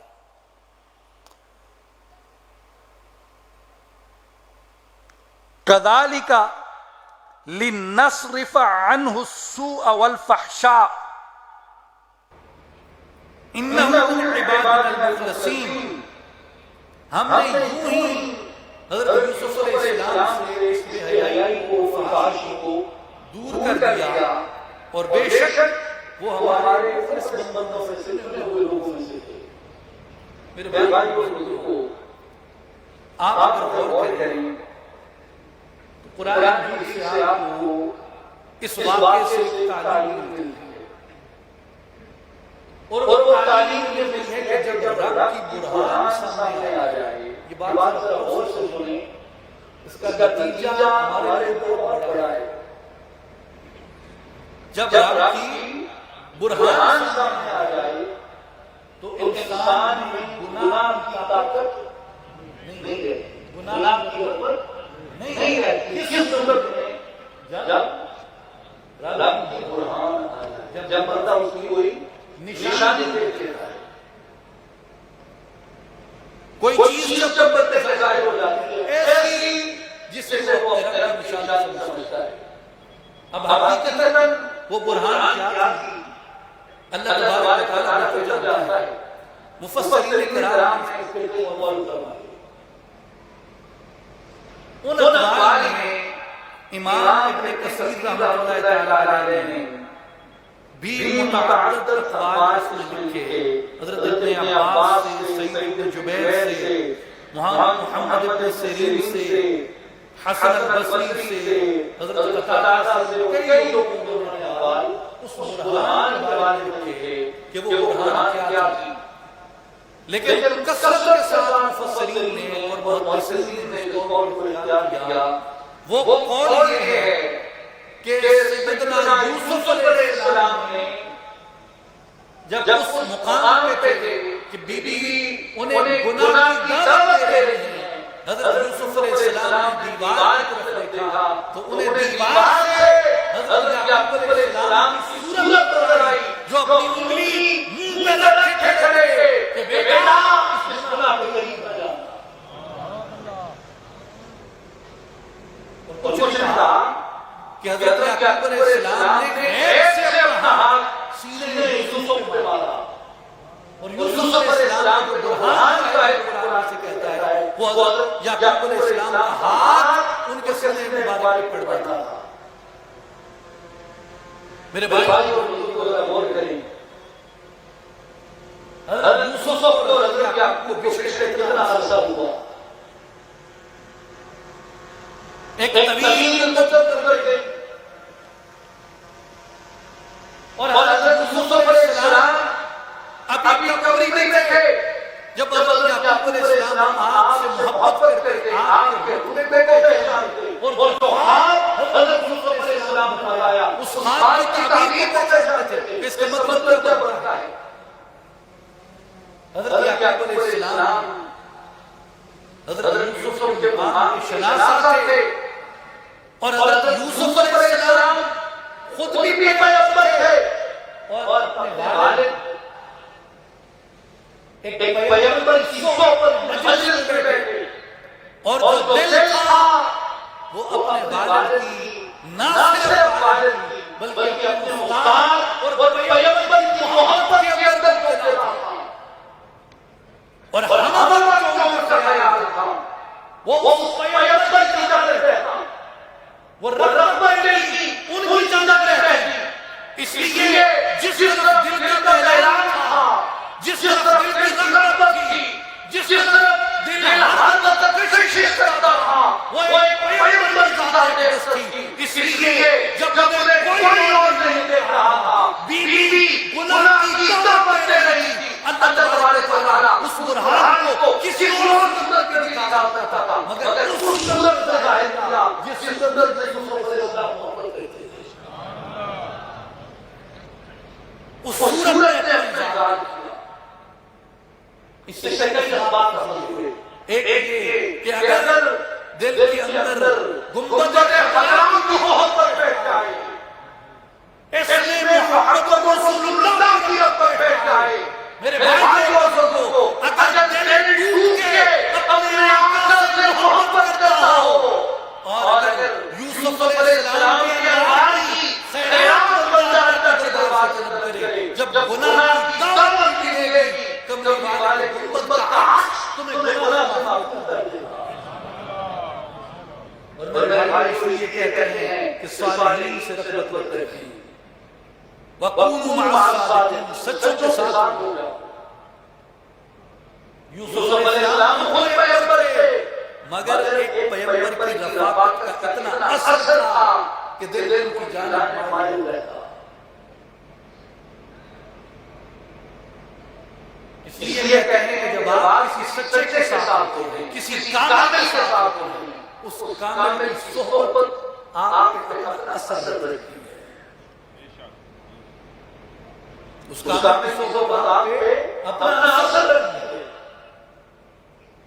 اسے تاثیر وجود کہتے ہیں، اس کی وہ موادائی، اس کا وہ فیض، اس کا وہ نور سینوں کے اندر منتقل ہو رہا ہوتا ہے، اور جب انسان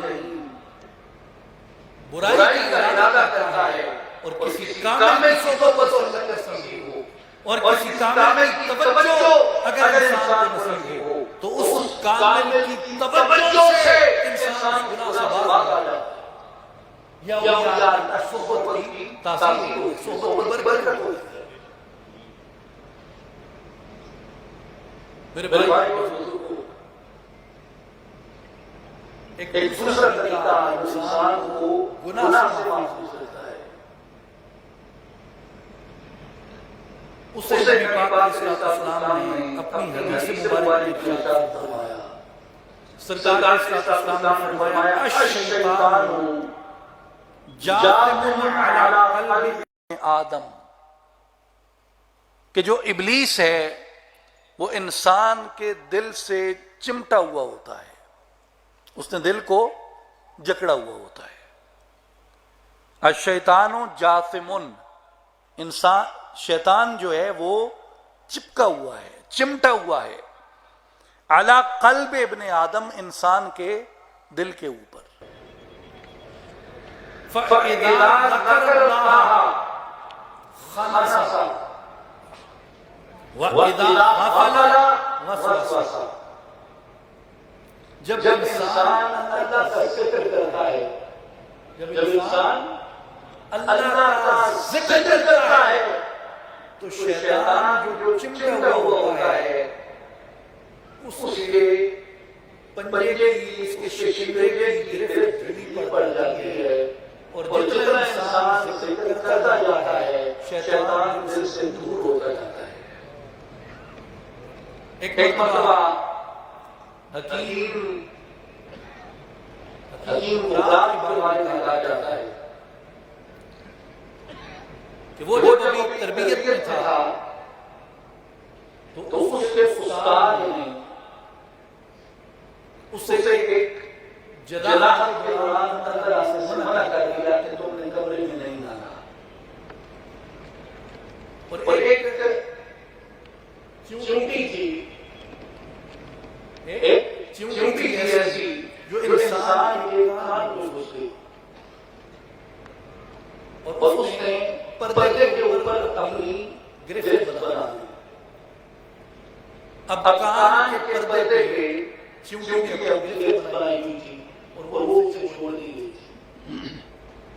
وہ اسے بکرات کے استاد کے پاس لے آئے اور انہوں نے کہا کہ اسے ٹھیک کرو، اس کا دوائی شوا ڈالی، لیکن چمٹی نے جو اس کیڑے نے اس کے کان کا پردہ نہیں چھوڑا۔ اب بکرات جراحت کرنے لگا، اس بکرات کو کمرے سے نکال دیا، اور وہ ایک کینچی نما آلہ اٹھا کے اس چمٹی کو ڈال کے اسے کھینچنے لگا۔ میں سے کھینچوں گا تو شاید کھٹ جائے، لیکن بکرات کو شیطان سے دیکھ رہا تھا،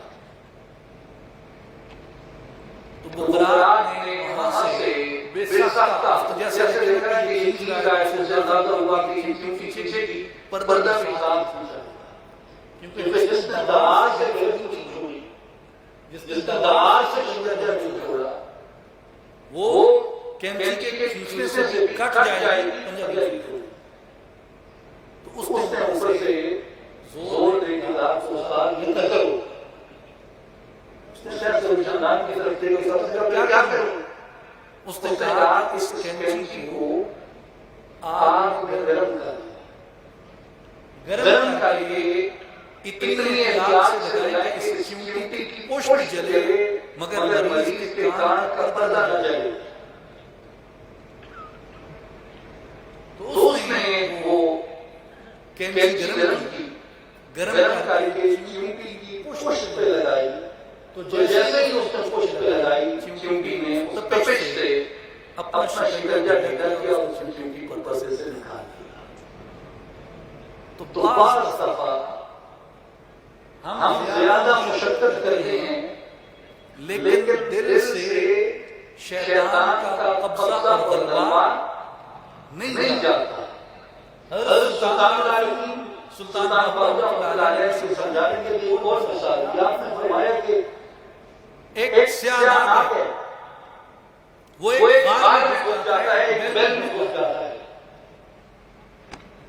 اس بیل میں گھس جاتا ہے، تم اسے باہر کیسے نکالو؟ لاٹھی پکڑ لو، اور لاٹھی پکڑ کے اس سوراخ کے دہانے پہ، سوراخ کے منہ پہ مارنا شروع کر دو، کیا سانپ باہر آ جائے گا؟ کیوں بھائی، جٹ زمیندار بیٹھے ہو سارے، کوڈ کٹی رکھو سوٹیاں نال تے سپ نکل دے، سپ نہیں نکلدا۔ سپ کڈن دا کیا طریقہ ہے؟ سانپ نکالنے کا طریقہ حضرت سلطان العارفین یہ بیان فرماتے ہیں کہ تیل گرم کر لیں آگ پہ دہکتا ہوا، اور جیسے وہ گرم تیل آپ اس غار کے اندر ڈالیں گے، بیل میں ڈالیں گے، تیل کی تپش سے سانپ باہر نکلے گا، وہاں اس کا سر کچل دو۔ آپ نے فرمایا ارے بھائی، جب تک تم دل سے ذکر نہیں کرتے تب تک تم یوں سمجھو کہ وہ نفس تمہارے دل میں گھسا ہوا ہے، اور محض بدنی مشقت کے ساتھ، محض زبانی تسبیحات کے ساتھ تم غار کے دہانے پہ سوراخ کے منہ پہ لاٹھیاں برسا رہے ہو، وہ زہریلا ناگ نفس امارہ جو اندر بیٹھا ہے وہ باہر کیسے نکلے گا؟ لیکن اگر تم اللہ کے اسم پاک کی تپش اور اس کے عشق کی حرارت کو اپنے سینے کے اندر ڈالو گے تو یہ نفس ایسے باہر آ جائے گا جیسے تیل ڈال سے ناگ ہو جائے گا۔ جب یہ باہر آ جائے، جب یہ باہر آ جائے تو پھر سے آپ فرماتے ہیں کہ تیرے نام دستار بیان حاضر ہوتا ہے، پھر کلمہ طیبہ کی طرف سے اس نفس کا سر اتار، اس کی گردن اتار۔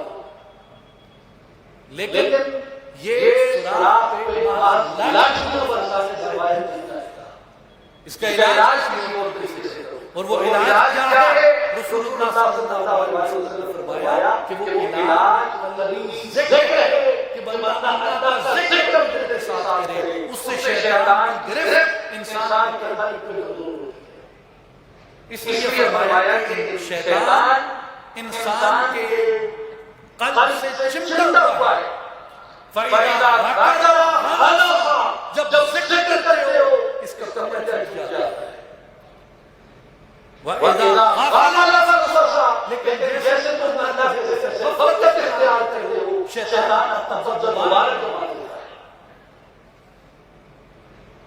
اس لیے نبی پاک صلی اللہ علیہ وسلم نے ارشاد فرمایا کہ لِكُلِّ شَيْءٍ سَبَابٌ، ہر چیز کو صاف کرنے کے لیے کوئی نہ کوئی آلہ ہوتا ہے۔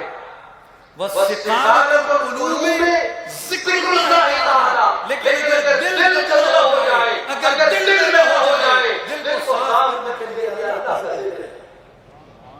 اللہ کے ذکر سے دل پاک ہوتا ہے، اللہ کے ذکر سے دل صاف ہوتا ہے، اور اگر ذکر الہی ہو تو دل آباد ہوتا ہے، اور اگر ذکر الہی نہ ہو تو دل برباد ہوتا ہے۔ جیسے نبی پاک صلی اللہ علیہ وسلم نے فرمایا، امام مسلم رحمۃ اللہ علیہ سے روایت کیا کہ مثل البیت الذی یذکر اللہ فیہ والبیت الذی لا یذکر اللہ فیہ مثل العجب والمیت۔ سرکار نے فرمایا کہ جو دل ہے یہ گھر کی مانند ہے، اور جس دل میں اللہ کا ذکر کیا جاتا ہے وہ آباد اور بستے ہوئے گھر کی طرح ہوتا ہے، اور جس دل میں غفلت پڑ جائے، اللہ کا ذکر نہ کیا جائے، وہ برباد اور اجڑے ہوئے دل کی مانند ہوتا ہے۔ اس لیے فرمایا مومنو اپنے دلوں کو ویران نہ ہونے دینا، اپنے دلوں کو اللہ کے ذکر سے آباد ہوتا ہے۔ حضرت سلطان العارفین سلطان باہو رحمۃ اللہ تعالی آپ سے یہ فرمایا کہ جو دم غافل سو دم کافر، سن مرشد نے فرمایا سنیا سن گیا کھلنی، اصل دل مولا بنایا، کی جان حوالے رکھے، اصل ایسا کمایا، مرے اگے بڑھ گیا تام نہیں پایا۔ کہ اگر ایک سانس بھی اللہ کی یاد سے قابل ہوئے، ایک لمحہ بھی اگر اس کی یاد سے اس کے ذکر سے غافل رہ گیا تو آپ نے اپنے لمحے کو کفر پر کے اندر گزارا۔ اور کفر ضروری نہیں ہے کہ اس کو جھٹلایا جائے، ناشکری کو بھی کفر کہتے ہیں، غفلت کو بھی کفر کہتے ہیں۔ اس لیے فرمایا کسی بھی لمحے میں یاد الہی سے غافل نہ ہو، ہر لمحہ ہر لحظہ بندے پر لازم کر دیا کہ بندہ اپنے خالق اور مالک کے ذکر کے اندر رہے۔ اس لیے قرآن حکیم میں تبارک و تعالیٰ نے فرمایا یا الذین آمنوا، اے ایمان والو، لا تلہکم اموالکم ولا اولادکم عن ذکر اللہ، خیال کرنا تمہارا مال تمہاری اولاد کہیں تمہیں ذکر الہی سے غافل کر دے، کہیں تمہیں اپنے مولا کی یاد سے غافل نہ کرے۔ وَمَن يَفْعَلْ ذَلِكَ، اگر کسی نے ایسا کیا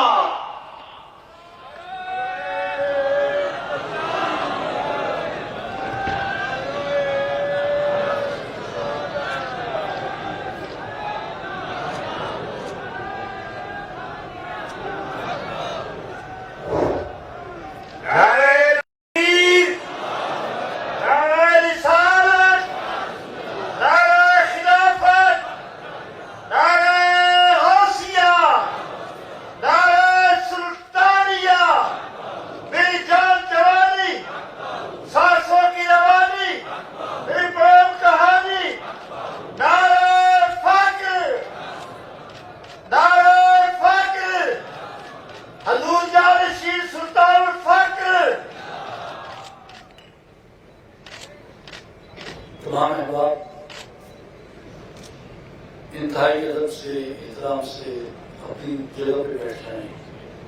تمام ساتھی اپنی نشستوں پہ اپنے اپنے مقام پہ بیٹھ جائیں. اور ناچیز کا یہ یقینی کام ہے کہ یہ وہ لمحات ہوتے ہیں محفل میں، یہ وہ بابرکت ساعتیں ہوتی ہیں محفل کی، جنہیں ہم عرف عام قبولیت کی گھڑیاں کہتے ہیں. اور کبھی ہم ذکر کرتا ہے کہ وَقُونُوا مَعَ الصَّادِقِينَ، سچوں کے ساتھ ہو جاؤ، صادقین کی صحبت اور معیت اختیار کرو.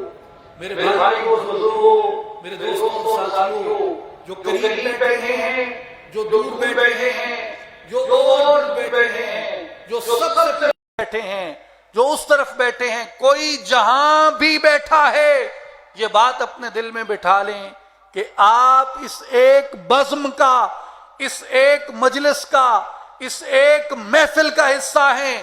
جو انوار اور جو فیوزات آپ کے ساتھ بیٹھے ہوئے شخص کو عطا ہو رہے ہیں، سب سے آخر میں بیٹھے ہوئے پر بھی وہی نظر عنایت اور وہی فیض ہے، وہی فیض اور وہی نظر عنایت ہے. جس کا بدن سیدھا ہے کوئی نماز میں لڑے ہو کے اٹھے گا. میرے بھائی اور بزرگوں، یہ ہماری خوش قسمتی ہے، یہ ہماری خوش قسمتی ہے کہ ہم ایسی ہستی پاک کے دامان رحمت میں، آپ کے سائے کرم میں اور آپ کی نگاہ فیض میں بیٹھے ہیں، جن کے فیض سے، جن کی تربیت سے، جن کی رحمت سے ہزاروں دل اللہ کے ذکر کی طرف آئے ہیں، لاکھوں دل اللہ کے شوق میں اس کی محبت کی طرف آئے ہیں، اور ہزاروں لاکھوں جوان اللہ کے رسول صلی اللہ علیہ وسلم کی محبت کے، اخلاق کے، رحمت کے، تعلیمات کے، اس پیکر کو، اس علم کو، اس جھنڈے کو لے کے اس دنیا کے اندر آگے بڑھ رہے ہیں. میرے بھائی بزرگوں، میں یہ سارا پیغام جو آپ سے عرض کیا، یہ خلاصہ ہے حضور مرشد کریم کی تعلیمات کا. اور میرے بھائی بزرگوں، آپ جانتے ہیں کہ حضور سلطان العارفین حضرت سخی سلطان حق باہو قدس سرہ العزیز، آپ کے فیض مبارک ایک فیض زندہ ہے جو صدیوں گزرنے کے بعد بھی، زمانے گزرنے کے بعد بھی، مدتیں گزرنے کے بعد بھی اسی طرح اس فیض اور کرم میں سلطانی کا سمندر جو بڑھے ہے اور ہر آنے والے کو اس کی وہ مراد ملتی ہے جو اس نور کی، اس خزانے کی، دل کی آبادی کی طرف لے کے آتا ہے. اور میرے بھائی اور بزرگوں، حضرت سلطان العارفین سلطان باہو قدس سرہ العزیز کے فیض مبارک کے زندہ اور پائیدہ ہونے کی اور جاری و ساری ہونے کی یہ دلیل ہے کہ آج بھی آپ کے در عزت میں جس چیز کا فیض نام ہوتا ہے وہ شفائے قلب ہے، وہ دلوں کی زندگی ہے. اور حضرت سلطان العارفین نے جو چمبے کی بی فرمائی کہ مرشد ماننے لگا ہے، چمبے کی بی کیا ہے؟ میرے بھائی بزرگوں، وہ چمبے کی بی اللہ کا نام ہے، وہ چمبے کی بی اللہ کا ذکر ہے، وہ چمبے کی بی اللہ کی محبت ہے جو مرشد کامل بندے کے وجود کے اندر وقت کرتا ہے، برداشت کرتا ہے. اس لیے اللہ نے فرمایا یا ایھا الذین آمنوا، ایمان والو، لا تلہکم اموالکم ولا اولادکم عن ذکر اللہ، تمہیں تمہارا مال، تمہاری اولاد اللہ کے ذکر سے غافل نہ کر دے. ومن یفعل ذلک، اور جس نے ایسا کیا یعنی مال کی وجہ سے، اولاد کی وجہ سے اللہ کے ذکر سے غافل ہو گیا، فاولئک هم الخاسرون، اس شخص نے خسارہ کمایا، اس شخص نے خسارے کا سودا کیا. اس لیے میرے بھائی بزرگوں، حضور مرشد کریم کی یہ تعلیمات ہے، اسلامی جماعت کا یہ پیغام ہے، اسلامی جماعت کے مبلغین یہی دعوت دے کے نکلتے ہیں، حضرت سلطان العارفین کا یہ پیغام دے کے نکلتے ہیں، غوث اعظم عبد القادر جیلانی کا یہ پیغام دے کے نکلتے ہیں، اور نبی پاک خاتم الانبیاء کا یہ پیغام اور دعوت دے کے نکلتے ہیں کہ لوگوں آؤ اپنے دلوں کو اللہ کے راہ کے لیے صاف کر دو، اپنے دلوں کو اللہ کی یاد سے معمور کر دو۔ اور اس لیے میرے بھائی بزرگوں، جب دل اللہ کی یاد سے معمور ہو جاتا ہے تو اس کی تاثیر انسان کے کردار کے اندر آتی ہے، انسان کے اخلاق کے اندر آتی ہے۔ اور میں آخری آپ سے گزارش کرنا چاہتا ہوں، اس ساری گفتگو کا جو سماجی خلاصہ ہے وہ خلاصہ یہ ہے کہ آپ کی اخلاقیات آپ کے اندر سے ہوتی ہے۔ اخلاق ایسی چیز نہیں ہے جو کوئی ایسا انسٹرومنٹ ہو جو باہر سے سکریوز کے ساتھ انسان کے اندر انسٹال کیا جا کے۔ میرے بھائیو، اخلاق ایسی لکڑی نہیں ہے جسے پڑھائی جسم پر رکھ کے ٹھوکتا ہے، اخلاق ایسی لوہے کی چادر نہیں ہے جسے کاریگر کر کے ویلڈنگ کر دیتا ہے، بلکہ میرے بھائی بزرگوں، اخلاق اس خوشگوار عہدے کا نام ہے جو انسان کے سینے کے اندر واقع ہوتا ہے، جو انسان کے دل کے اندر لگتا ہے، اور وہ پودا انسان سے جب باہر نکلتا ہے تو وہ بتاتا ہے کہ اندر کیا لگا تھا، اندر کون سا پودا لگا تھا، ذکر الہی کی تاثیر کیا ہے، شیخ کامل کی توجہ کی تاثیر کیا ہے، اولیاء اللہ کی تعلیمات کی تاثیر کیا ہے کہ وہ انسان کے وجود کے اندر تاثیر پیدا کرتے ہیں، اور انسان کو اس کے حلیے میں قید نہیں کرتی، بلکہ انسان کو حلیے سے آگے انسان کے اندر سے تطہیر عطا کرتی ہے۔ میرے بھائی بزرگوں، یاد رکھیں یہ آج شریعت ہے جو تعصبات ہیں، جو دشمنیاں ہیں، یہ اسلام کا نتیجہ ہے کہ اس نور کی پرورش ہم نے اپنے سینے میں کر دی، اس نور کی چمبے کی بوٹی آیاری ہم نے اپنے سینے کے اندر کر دی، وہ خوشبو جس کی حفاظت ہم نے اپنے سینے میں کر تھی، ہم نے اس خوشبو کی حفاظت نہیں کی، اسے چور ڈکیت پڑ گئے۔ میرے بھائی بزرگوں، اس سے کیا ہوا؟ اس سے فضل پیدا ہوئی۔ لکاتا ہے دل کو کلام خطیب، مگر لذت شوق سے بے نصیب، بیان اس کا منطق میں سلجھا ہوا، نبوت کے بکھیڑے میں الجھا ہوا، بڑے بڑے عارف و شہان، طوطی لسان اور شعلہ بیان ہمارے دل کو روز دلاتے ہیں، اور آپ کو وہ گرمی بغیر کسی تصدیق اور تحقیق کے ہمارے موبائل سے خریدنے میں چل رہی ہے، جس نفرت کا بازار گرم ہے، جس کا سبقیات دہ رہی ہے، یہ للہیت سے محرومی کا نتیجہ ہے، یہ روحانیت سے محرومی کا نتیجہ ہے، یہ اخلاص سے محرومی کا نتیجہ ہے، یہ اولیاء اللہ کی تربیت سے دوری کا نتیجہ ہے۔ میرے بھائیوں اور بزرگوں، میرے دوستوں اور ساتھیوں، اس لیے اگر اس آگ کو بجھانا چاہتے ہو، یہ آگ ایسی آگ نہیں ہے جس کے لیے باہر سے کوئی پانی دیتا ہے، اس آگ کو بجھانے کے لیے اندر سے پانی دیتا ہے، اور وہ پانی کیا ہے؟ وہ پانی تربیت کا، حب الہی کا پانی ہے، عشق مصطفیٰ کا پانی ہے۔ اگر اس پانی سے اپنے سینوں کو سیراب کر دیا تو قیامت تک ہم پہ کوئی خوف نہیں ہے۔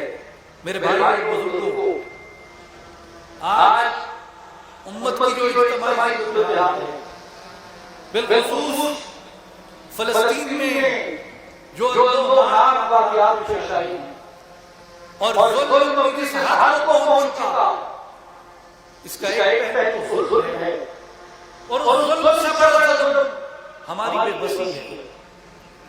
ہم اس ظلم کو اپنے سامنے دیکھتے ہیں، کچھ کر نہیں پاتے۔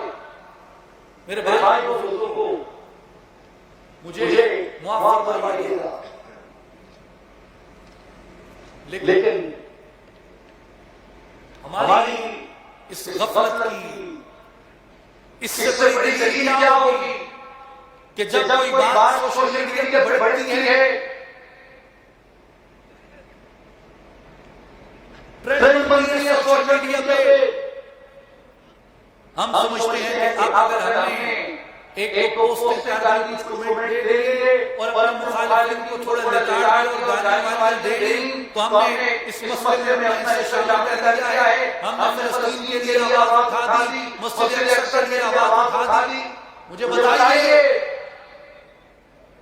4 سال بعد یہ امت لکھ رہی ہے سوشل میڈیا پہ فلسطین کہہ رہے ہیں، کیا یہ 4 سال غزہ میں قتل غارت نہیں ہوئی؟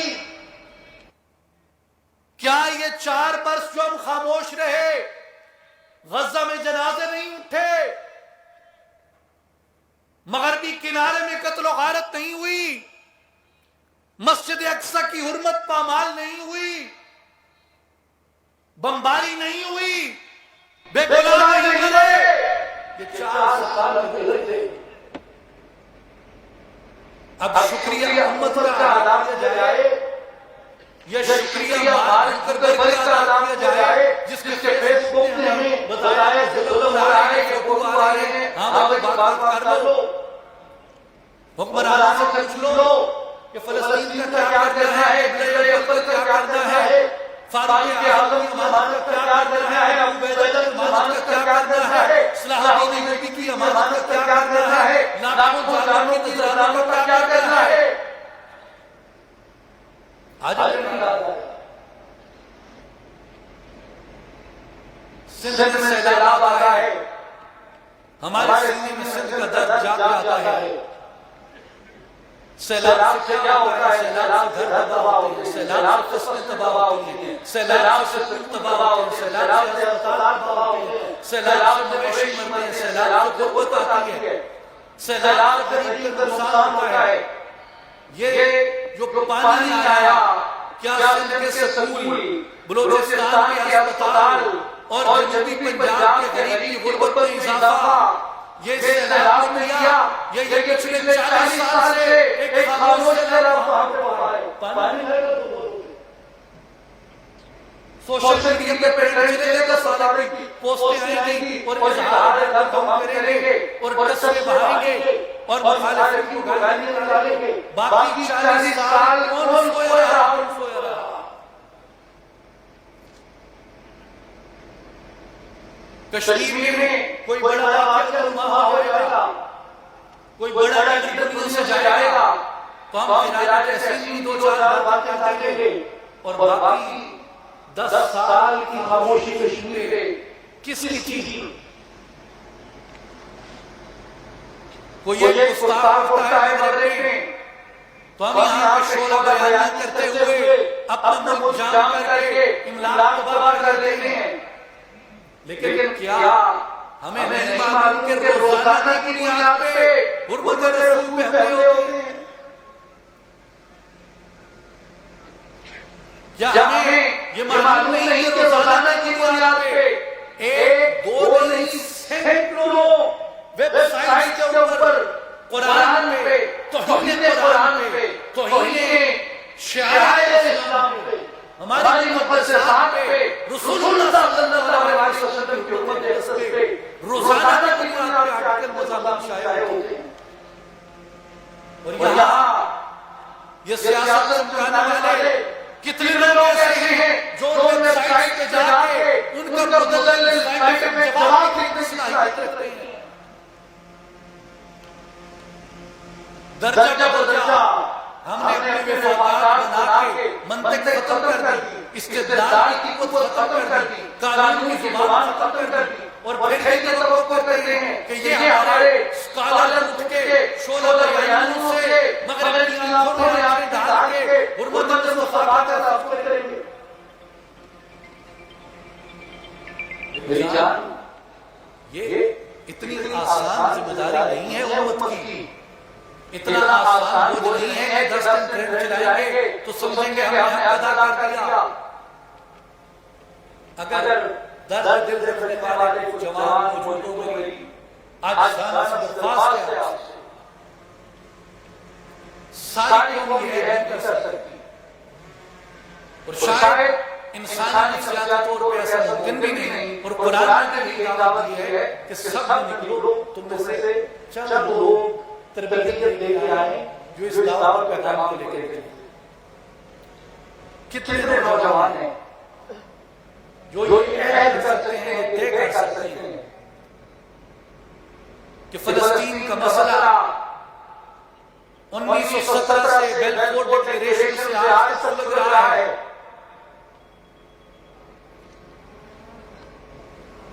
اور آگے بھی ہمیں اپنے حکمرانوں سے اسی کی توقع ہے جو پچھلے 100 برس میں ہوا۔ کتنے نوجوان ہیں جو اپنے آپ کو فلسطین کی آواز کے طور پہ، اس کے محقق کے طور پہ، اس پہ سائنٹیفک ریسرچ کر کے اپنے آپ کو وقف کر سکتے ہیں، جن کی پوسٹیں سن رہے ہیں۔ میں آپ سے ہاتھ کھڑے کرانے کی بات نہیں کر رہا، میں آپ سے دل کے اعتماد کر رہا ہوں۔ کتنے لوگ ہیں جو اپنے آپ کو کشمیر کے لیے وقف کر سکتے ہیں کہ وہ اس کے سائنٹیفک محقق بنیں گے، قانون کی زبان استعمال کریں گے، قانون کی زبان سیکھیں گے، اور وہ زبان سیکھیں گے جس سے دنیا آپ کی بات سنتی اور جانتی ہے۔ یہاں فلسطین اور اقصی پہ دکانیں چمکانے والے میں بہت سو جانتا ہوں جنہوں نے آج تک بیلفور ڈکلیریشن کی ایک سطر تک نہیں پڑھی ہوگی، انہیں پتہ ہی نہیں ہوگا اس بات کا بنیاد کیا ہے۔ انگریز چھوڑے، انہوں نے اردو میں ایک سطر نہیں پڑھی ہوگی۔ یہاں کھڑے ہو کے آپ کو بڑی بڑی باتیں اور بڑی بڑی انسائٹمنٹس کو ایکسائٹمنٹ کریٹ کریں گے۔ میرے بھائی، دنیا جذبات کی بات نہیں سنتی، دنیا سے بات کرنے کی اپنی لینگویج ہے، اپنی زبان ہے، وہ قانون کی زبان ہے۔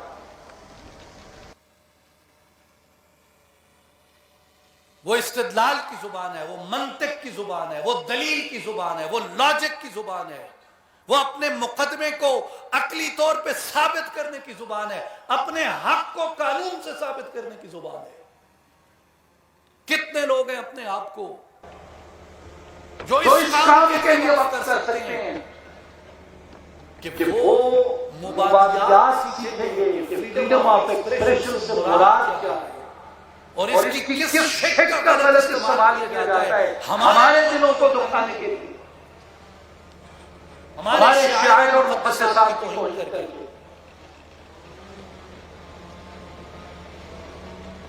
میرے بھائیو، یہ جنگ جذبات کی جنگ نہیں ہے۔ ہم پیپسی کولا بننے سے باز آنا ہوگا۔ پیپسی کھولے نا اوپر سے ڈھکن ایک دم ابلتی ہے، اور یہ ہماری قومی فطرت ہے۔ پیپسی کھلے گی، ایک دم باہر آئے گا، ابال ختم، بات ختم۔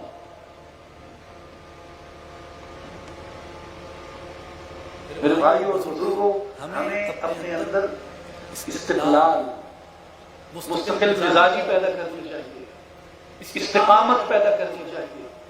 ایک شخص زندگی میں ہر کام نہیں کر سکتا۔ آپ زندگی میں ایک کام کو پکڑیے، اسے پایا یہ تکمیل تک لے کے جائیے۔